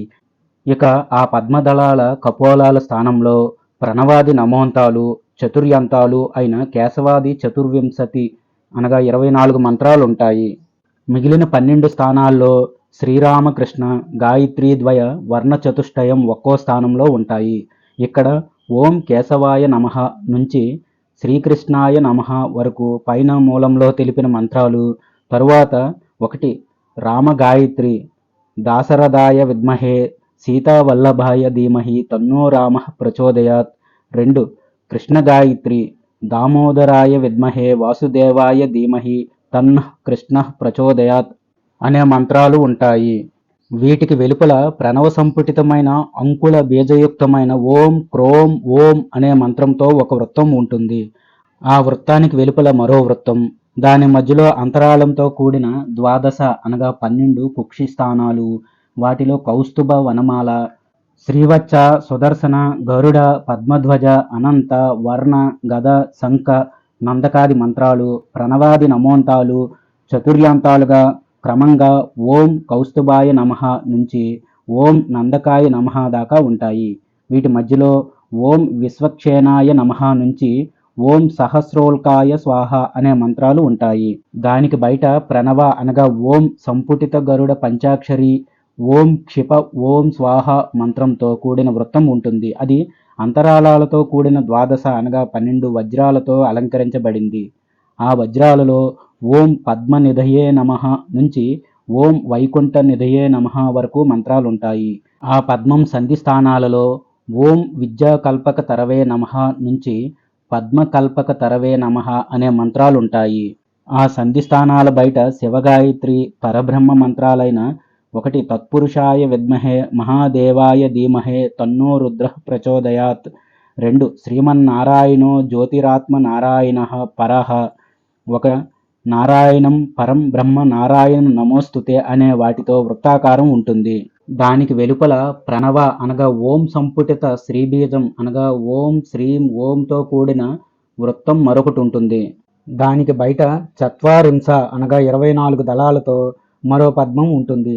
దాని దళాలలో వ్యాహృతి శిరస్సంపుటితమైన వేదగాయత్రి 4 పాదాలు, సూర్యుడి అష్టాక్షరి మంత్రాలు అయిన 1 ఓం భోః ఓం భువః నుంచి ప్రచోదయాత్ వరకు, ఓం సరోరజ శేషావదోం, ఓం ఆపో జ్యోతిరసోమృతం బ్రహ్మభూర్భువః సరోం, 2 ఓం మృణిసూర్య ఆదిత్యాయః అనేవి ఉంటాయి. ఆ దళాల సంధి ప్రాంతాలలో ప్రణవ శ్రీ బీజ అనగా ఓం శ్రీం ఓం సంపుటిత భూచక్రం ఒకటి ఉంటుంది. ఆ భూచక్రం లోపల 4 దిక్కుల్లో హంస సోహం మంత్రాలు ప్రణవ బీజ సంపుటితంగా, దానితో పాటు నారాయణాస్త్ర మంత్రం 1 ఓం హంస సోహం ఓం, 2 ఓం నమో నారాయణాయ హుం ఫట్ అనేవి ఉంటాయి. దానికి వెలుపల ప్రణవ అనగా ఓం మాలా సంయుక్తంగా ఒక వృత్తం ఉంటుంది. ఆ వృత్తానికి వెలుపల పంచాశీద్దళ పద్మం ఒకటి ఉంటుంది, అనగా 85 దళాలు. ఆ దళాలలో మాతృకా పంచదశాక్షర మాల లకారం లేకుండా ఉంటుంది. ఆ దళాల సంధి ప్రాంతాల్లో ప్రణవశ్రీ బీజం సంపుటితంగా శ్రీరామ శ్రీకృష్ణ మాలా మంత్రాలైన 1 ఓం శ్రీం ఓం నమో భగవతే రఘునందనాయ రక్షోఘ్న విశదాయ మధుర ప్రసన్న వదనాయ అమిత తేజసే బలాయ రామాయ విష్ణవే నమః, 2 ఓం శ్రీం ఓం నమః కృష్ణాయ దేవకీపుత్రాయ వాసుదేవాయ నిగళచ్ఛేదనాయ సర్వలోకాధిపతియే సర్వజగన్మోహనాయ విష్ణవే కామితార్థాయ స్వాహ ఓం శ్రీం ఓం అనేవి ఉంటాయి. దానికి వెలుపల అష్టశూలాంకితమైన ఒక భూచక్రం ఉంటుంది. అందులో ప్రణవ సంపుటిత మహానీలకంఠ మంత్రాలైన 1 ఓం నమో నీలకంఠాయ ఓం అని శూలాగ్రాలలో లోకపాల మంత్రాలుంటాయి. ఈ లోకపాల మంత్రాలు ప్రణవాది నమోంతాలుగా చతుర్యంతాలుగా క్రమంగా ఓం ఇంద్రాయ నమః నుంచి ఓం ఈశానాయ నమః వరకు ఉంటాయి. దానికి వెలుపల ప్రణవ అనగా ఓం మాలాయుక్తంగా ఒక వృత్తం ఉంటుంది. దాని వెలుపల ఒక భూ పురచతుష్టయం 4 ద్వారాలతో ఉంటుంది. చక్రకోణాలు 4 మహావజ్ర విభూషితాలుగా ఉంటాయి. ఆ వజ్రాలలో ప్రణవ శ్రీ బీజ సంపుటిత అమృత బీజద్వయం ఓం శ్రీం వం వం శ్రీం ఓం ఉంటాయి. దానికి వెలుపల భూపర వీధిలో ఓం ఆధార సఖ్యై నమః నుంచి పృథివ్యై నమః వరకు, మధ్య భూపర వీధిలో ఓం క్షీరసముద్రాయ నమః నుంచి ఓం రత్నసింహాసనాయ నమః వరకు, మొదటి భూపర వీధిలో ఓం ధర్మ జ్ఞాన వైరాగ్య ఐశ్వర్య అజ్ఞాన అవైరాగ్య అనైశ్వర్య సత్వరజస్తమో మాయా విద్యానంత పద్మాలు క్రమంగా నమోంత చతుర్యంతాలు ఉంటాయి. దాని బయట వీధిలో విమల ఉత్కర్షిణి జ్ఞాన క్రియాయోగాలు ప్రహ్వి సత్య ఈశానులు ప్రణవాది నమోంతాలు చతుర్యంతాలుగా, అనగా ముందు ఓం చివర నమః. అంతర్వృత్తంలోని వీధిలో ఓం అనుగ్రహయై నమః నుంచి ఓం పీఠాత్మనే నమః వరకు ఉంటాయి. ఇక ఆ వృత్తావకాశాలలో బీజం, ప్రాణం, శక్తి, దృష్టి, వశ్యాధికాలు, మంత్రగాయత్రి, యంత్రగాయత్రి, ప్రాణ ప్రతిష్టాపన మంత్రం, పంచభూత దిక్పాలక బీజాలు, 10 యంత్రాంగాలు, మూలమంత్ర, మాలమంత్ర, కవచ, దిగ్బంధన మంత్రాలు ఉంటాయి. అనగా వీటిని లిఖించాలి. ఇలాంటి యంత్రమే మహాయంత్రమయమైనదిగా చెప్పబడుతుంది. ఈ మహాయంత్రాన్ని షోడశోపచారాలతో పూజించి, జపహోమాలతో అర్చించి, ఈ యంత్రం శుద్ధ తేజోమయమై, సకల శత్రుభయంకరమై, సమస్త దురితక్షితమై శోభిస్తుంది. అది సర్వాభీష్టాల్ని తీర్చి సాయుధ్యముక్తిని ప్రసాదిస్తుంది. ఇలా శ్రీ వైకుంఠనారాయణ యంత్రం ప్రకాశిస్తుంది. దానిపైన నిరతిశయానంద తేజోరాశి ఒకటి ఉంది. ఆ రాశి మధ్యలో ఆసీనుడై అవాగోచారమైనవాడు, చిచ్చరా విర్భుతానందుడు, బోధానంద స్వరూపుడు, నిరతిశయ సౌందర్య పారావారుడు, తురీయ స్వరూపుడు, తుర్యాతీతుడు, అద్వైత పరమానందుడు, లావణ్యవాహిని కల్లోల తటద్భానుడు, దివ్యమంగళ విగ్రహుడు, మూర్తిమంతాలైన పరమమంగళాల చేత సేవించబడేవాడు, చిదానందమయుడు, అనంతకోటి రవిప్రకాశాలైన అనంత విభూషణాలతో అలంకరించబడినవాడు, సుదర్శన, పాంచజన్య, పద్మ, గద, ఖడ్గ, సార్య, ముసల, పరిఘాది చిన్మయాలు, మూర్తిమంతాలైన అనేక ఆయుధ గణాలతో సేవించబడేవాడు, శ్రీవత్స కౌస్తభ వనమాలలతో చిహ్నితమైన వక్షస్థలం కలిగినవాడు, బ్రహ్మకల్ప వనంలో అమృత పుష్ప వర్షంతో ఎప్పుడూ ఆనందపడేవాడు, బ్రహ్మానంద రస నిర్భరులైన అసంఖ్యాకుల చేత పొగడబడే అతిమంగళకరుడు, 10,000 పడగల ఆదిశేషుడి విశాల ఛత్రఛాయతో శోభిస్తున్నవాడు, ఆ పడగల మీద ఉన్న కాంతివంతమైన మణులతో ప్రకాశింపజేయబడ్డ విగ్రహం కలవాడు, నిరతిశయ బ్రహ్మగంధ స్వరూపుడు, నిరతిశయ బ్రహ్మగంధ విశేషాకారుడు, అనంత బ్రహ్మ గంధాకార సమిష్టి విశేషుడు, అనంతానంద తులసీమాలలతో అలంకరించబడినవాడు, చిదానందమయ అనంత పుష్పమాలికలతో విరాజిల్లేవాడు, తేజ ప్రవాహ తరంగాల చేత దాని పరంపరల చేత ప్రజ్వరిల్లేవాడు, నిరతిశయ అనంత కాంతి విశేష వార్తల చేత నిరంతరం ప్రకాశించేవాడు, బోధానందమయ అనంత దూప దీపావళులతో శోభించేవాడు, నిరతిశయానంద చామర విశేషాలతో సేవించబడేవాడు, నిరంతరం నిరుపమ నిరతిశయ ఉత్కట జ్ఞానానంద అనంత గుచ్చ ఫలాలతో అలంకరించబడినవాడు, చిన్మయానంద దివ్య విమాన ఛత్రధ్వజ పంక్తుల చేత విరాజిల్లేవాడు, పరమమంగళ అనంత దివ్య తేజస్సులతో ఎప్పుడూ ప్రకాశించేవాడు, వాగ్గోచరం కాని అనంత తేజోరాశిలో అంతర్గతంగా ఉన్నవాడు, అర్ధమాత్రాత్ముడు, తుర్యధ్వన్యాత్మకుడు, తుర్యాతీతుడు, అవాచ్యుడు, నాదబిందు కళాది ఆత్మస్వరూపుడు, ఇలా అనంతాకారంగా ఉన్న నిర్ఘనుడు, నిష్క్రియుడు, నిర్మలుడు, నిరవధ్యుడు, నిరంజనుడు, నిరాకారుడు, నిరాశ్రయుడు, నిరతిశయ అద్వైత పరమానంద లక్షణుడు అయిన శ్రీ ఆదినారాయణుని ధ్యానించాలి. అష్టమోధ్యాయ ఉత్తరకాండ. అప్పుడు బ్రహ్మదేవుడు శ్రీ మహావిష్ణువుని ఇలా అడిగాడు, ఓ భగవాన్, శుద్ధ అద్వైత పరమానంద లక్షణుడివి పరబ్రహ్మవి అయిన నీకు విరుద్ధ వైకుంఠ ప్రసాద ప్రాకార విమానాది అనంత వస్తు భేదం ఎలా కలుగుతుంది అని ప్రశ్నించగా శ్రీహరి ఇలా సమాధానం చెబుతున్నాడు. పితామహ, శుద్ధంగా ఉన్న బంగారానికి కంకణాలు, కిరీటాలు, భుజకీర్తులు మొదలైన బంగారు ఆభరణాలకి భేదం ఉన్నట్టే సముద్రంలోని నీళ్లకి అందులోని సూక్ష్మమైన అలలకి నురుగు, బుడగలు, వడగళ్ళు, ఉప్పురాళ్ళు మొదలైన వాటికి భేదం ఉన్నట్టే అద్వైత పరమానంద లక్షణ పరబ్రహ్మనైన నాకు సర్వాద్వైతం ఉపపన్నం అవుతుంది. ఈ సర్వం నా స్వరూపమే, నాకన్నా వేరైనది ఏదీ లేదు అని చెప్పాడు. అది విని పితామహుడు తిరిగి ఆయన్ని ఇలా అడిగాడు, భగవాన్, పరమ వైకుంఠం ఒక్కటే పరమ మోక్షధామంగా అంతటా వినబడుతోంది. అసలు అనంతమైన వైకుంఠాలు, అనంతమైన ఆనంద సముద్రాలు, అనంతమైన మూర్తులు ఉండటం ఎలా సాధ్యం అని ప్రశ్నించాడు. శ్రీహరి చెబుతున్నాడు, పితామహ, ఒక అవిద్యాపాదంలో ఆవరణాలతో కూడిన అనంతకోటి బ్రహ్మాండాలున్నాయని అంటారు కదా. వాటిలో ఒక్క అండంలోనే చాలా లోకాలు, చాలా వైకుంఠాలు, అనంత విభూతాలు ఉన్నాయి. అలాగే మిగిలిన అన్ని అండాలలో కూడా అనంత లోకాలు, అనంత వైకుంఠాలు ఉన్నాయని అందరి అభిప్రాయం. పాదాత్రయం గురించి ఇక చెప్పేదేముంది, అది నిరతిశయానంద ఆవిర్భావం కలిగింది. మోక్ష లక్షణం ఆ పాదత్రయంలో ఉంది కనుక పాదత్రయం మోక్షప్రదం. అదే పరమ వైకుంఠం, పరమ కైవల్యం. అందుకే శుద్ధ చిదానంద బ్రహ్మ విలాస ఆనందాలు, అనంత పరమానంద విభూతాలు, అనంత వైకుంఠాలు, అనంత పరమానంద సముద్రాలు ఉన్నవన్నది సత్యమే. అప్పుడు ఉపాసకుడు దగ్గరికి చేరి నారాయణుణ్ణి ధ్యానించి ప్రదక్షిణ నమస్కారాలు చేసి వివిధోపచారాలతో ఆయన్ని పూజించి నిరతిశయ అద్వైత పరమానంద లక్షణుడైన ఆయన ఎదురుగా కూర్చొని అద్వైత యోగాన్ని పొంది సర్వాద్వైత పరమానంద లక్షణ అఖండ అమిత తేజోరాశి ఆకారాన్ని భావించి తాను స్వయంగా శుద్ధ బోధానందమయ అమృత నిరతశయానంద తేజోరాశి ఆకారాన్ని ధరించిన మహావాక్యార్థాన్ని స్మరిస్తూ బ్రహ్మను నేనయ్యాను, నేను బ్రహ్మనయ్యాను, బ్రహ్మే నేను, నేనే బ్రహ్మను, నేను నేనే, నన్ను నేను హోమం చేస్తున్నాను అని అంటూ అహం బ్రహ్మాస్మి అనే భావంతో పరమ తేజస్సుతో ఉండే నది పరమ తేజస్సుతో ఉన్న సముద్రంలో ప్రవేశించినట్టుగా పరమ తేజస్సుతో కూడిన సముద్ర తరంగాలు పరమ తేజస్సుతో ఉన్న మరో సముద్రంలోకి చేరినట్టుగా సచ్చిదాత్మోపాసకుడు సర్వ పరిపూర్ణ అద్వైత పరమానంద లక్షణ పరబ్రహ్మ నారాయణుడు అయిన నాలో నేను సచ్చిదాత్మకుణ్ణి, అజుణ్ణి, పరిపూర్ణుణ్ణి అని అనుకుంటూ ప్రవేశిస్తాడు. ఆ తరువాత ఆ ఉపాసకుడు తరంగాలు లేని అద్వైత అపార నిరతిశయ సచ్చిదానంద సముద్రుడుగా మారుతాడు. ఎవడైతే ఈ మార్గాన్ని బాగా అనుసరిస్తాడో వాడు నారాయణుడే అవుతాడు. ఇందుకు సందేహమే లేదు. పూర్వం ఎంతోమంది ఈ మార్గాన్నే అనుసరించి సిద్ధి పొందారు.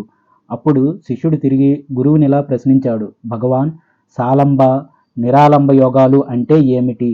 స్వామి చెబుతున్నాడు, కరచరణాది మూర్తి విశిష్టుడిని అనగా శ్రీహరిని మండలాది ఆలంబనం చేస్తే అది సాలంబ యోగం అవుతుంది. 2. సమస్త నామరూప కర్మలకి అతి దూరంగా సర్వకామాది అంతఃకరణ వృత్తి సాక్షిగా ఆ ఆలంబన శూన్యాన్ని భావన చేస్తే అది నిరలంబ యోగం అవుతుంది. ప్రశ్న, నిరాలంబ యోగాధికారి ఎలాంటివాడు? సమాధానం, ఏ పురుషుడు అమానిత్వాది లక్షణాలతో ఉపలక్షితుడిగా ఉంటాడో అతడే నిరాలంబానికి అధికారి. అసలు కార్యం ఒకటి ఉంది కనుక అధికారులైన వారికి అనాధికారులైన వారికి భక్తి యోగమే ప్రశస్తమైనది.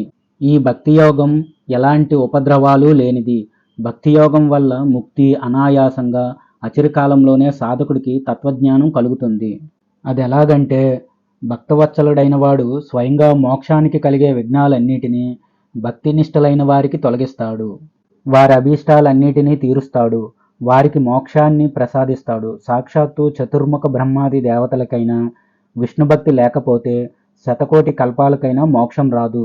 ఎక్కడైనా కారణం లేకుండా కార్యం కలుగదు. కనుక నీవు కూడా అన్ని ఉపాయాలని వదిలిపెట్టి భక్తిని ఆశ్రయించు. భక్తినిష్టని కలిగి ఉండు. భక్తితోనే సకల సిద్ధులు సిద్ధిస్తాయి. భక్తితో సాధ్యం కానిదేదీ లేదు. ఇలాంటి గురోపదేశం విని సమస్త పరమతత్వాన్ని తెలుసుకొని అన్ని సంశయాలు పోగొట్టుకొని త్వరగా మోక్షం సాధించాలని నిశ్చయించుకున్న ఉపాసకుడు అనగా శిష్యుడు పైకి లేచి ఆయనకి ప్రదక్షిణ నమస్కారాలు చేసి గురుపూజ చేసి ఆ గురువు ఆజ్ఞతో క్రమంగా భక్తినిష్టని పెంచుకొని ఆ భక్తి వల్ల పరిపక్వమైన విజ్ఞానాన్ని పొంది దానివల్ల అనాయాసంగా ఆ శిష్యుడు నారాయణుడి సాయుధ్యాన్ని పొందుతాడు. అప్పుడు శ్రీ మహావిష్ణువు చతుర్ముఖ బ్రహ్మని చూసి, పితామహ, నీకు పరమతత్వ రహస్యం గురించి పూర్తిగా చెప్పాను. ఏ స్వరూపం గురించి తెలిస్తే సర్వం తెలుస్తుందో ఆ స్వరూపం గురించి నీకు మొత్తం బోధించాను. గురువు ఎవరు అంటే సాక్షాత్తు ఆదినారాయణుడు పురుషుడు. ఆ పరమ పురుషుడిని నేనే. కనుక నన్నే నీవు శరణు వేడుకో. నా మీదే భక్తిని పెంచుకో. నన్ను ఉపాసించు. ఇలా చేస్తే చివరికి నన్నే పొందుతావు. నాకన్నా వేరైనది ఏదీ లేదు. నాకు వ్యతిరేకమైనది ఏ కొంచెం లేదు. నిరతిశయానంద అద్వితీయుడిని నేనే. సర్వానికి ఆశ్రయమైన వాడిని కూడా నేనే. నిరాకార పరబ్రహ్మ స్వరూపుణ్ణి నేనే అని చెప్పాడు. ఈ విధంగా శ్రీ మహావిష్ణువు ద్వారా గొప్ప ఉపదేశాన్ని పొందిన పితామహుడు ఎంతో ఆనందించాడు. తనకు నమస్కరించిన బ్రహ్మను విష్ణువు తన చేతులతో ఒక్కసారి తాకగానే పితామహుడికి దివ్య జ్ఞానం కలిగింది. వెంటనే ఆయన వివిధోపచారాలతో విష్ణువుని సేవించి ప్రదక్షిణ నమస్కారాలు చేసి వినయంగా ఆయన దగ్గరికి వెళ్ళి, భగవాన్, నాకు నీ మీద అనన్యమైన భక్తి నిష్టని ప్రసాదించు, నన్ను అనుగ్రహించు అని వేడుకొన్నాడు. సరే, నీ కోరికను అనుగ్రహిస్తున్నాను అని ఆశీర్వదించాడు శ్రీ మహావిష్ణువు. తిరిగి బ్రహ్మతో, నా ఉపాసన చేసినవాడు సర్వోత్కృష్టుడవుతాడు, అందరి చేత వందనీయుడవుతాడు, సర్వాన్ని జయిస్తాడు. నా ఉపాసన చేసిన వాడికి అసాధ్యమైనదేదీ లేదు. అతడికి అన్ని బంధాలు నశిస్తాయి. దేవతలందరూ అతడిని సేవిస్తారు. నా ఉపాసన చేసినవాడు నిరతిశయ అద్వైత పరమానంద లక్షణుడైన పరబ్రహ్మ అవుతాడు. మోక్షం కోరేవాడు ఎవడైతే ఈ మార్గాన్ని శ్రద్ధగా అనుసరిస్తాడో అతడు పరమానంద లక్షణుడైన పరబ్రహ్మ అవుతాడు. ఎవడైతే ఈ పరమతత్వ రహస్య అధర్వణ మహానారాయణోపనిషత్తుని అధ్యయనం చేస్తాడో అలాంటి వాడు సకల పాపాల నుంచి విముక్తుడవుతాడు. అంతేకాదు తెలిసి తెలియక చేసిన పాపాల నుంచి కూడా విముక్తి పొందుతాడు. తాను చేసిన మహాపాతకాల నుంచి పవిత్రుడవుతాడు. రహస్యంగా చేసిన చిరకాలంగా ఉన్న అత్యంత నీచమైన పాపాల నుంచి కూడా విముక్తి పొందుతాడు. సకల లోకాల్ని జయిస్తాడు. సకల మంత్రాల్ని జపించే నిష్టని పొందుతాడు. సకల వేదాంత రహస్యాల్ని తెలుసుకుని సర్వజ్ఞుడవుతాడు. సకల భోగభోక్త, సకల యోగవేత్త అవుతాడు. సకల జగత్తుకి పరిపాలకుడు అవుతాడు. అద్వైత పరమానంద లక్షణ పరబ్రహ్మ అవుతాడు. ఈ పరమతత్వ రహస్యాన్ని గురుభక్తి లేనివాడికి, గురుసేవ చేయని వాడికి, తపోహీనుడికి, నాస్తికుడికి, డాంబికాలు చెప్పేవాడికి, నా మీద భక్తి లేనివాడికి, మాత్సర్యం ఉన్నవాడికి, కృతజ్ఞుడికి చెప్పకూడదు. దీన్ని నా భక్తులకి చెబితే అతడు నా మీద భక్తిని పెంచుకొని చివరికి నన్నే పొందుతాడు. ఈ సంవాదాన్ని ఎవడు వింటాడో పఠిస్తాడో అతడు బ్రహ్మనిష్ఠుడవుతాడు. ఈ సంవాదాన్ని శ్రద్ధతో పఠించినవాడు నా సాయుధ్యాన్ని పొందుతాడు అని చెప్పి మహావిష్ణువు అంతర్ధానం అయ్యాడు. బ్రహ్మ కూడా ఎంతో సంతృప్తి చెంది తన లోకానికి వెళ్ళిపోయాడు. అథర్వవేదాంతర్గత ఉపనిషత్తులలో 11వది అయిన మహానారాయణోపనిషత్ త్రిపాద్విభూతి సమాప్తం. స్వస్తి. జయ శ్రీరామ.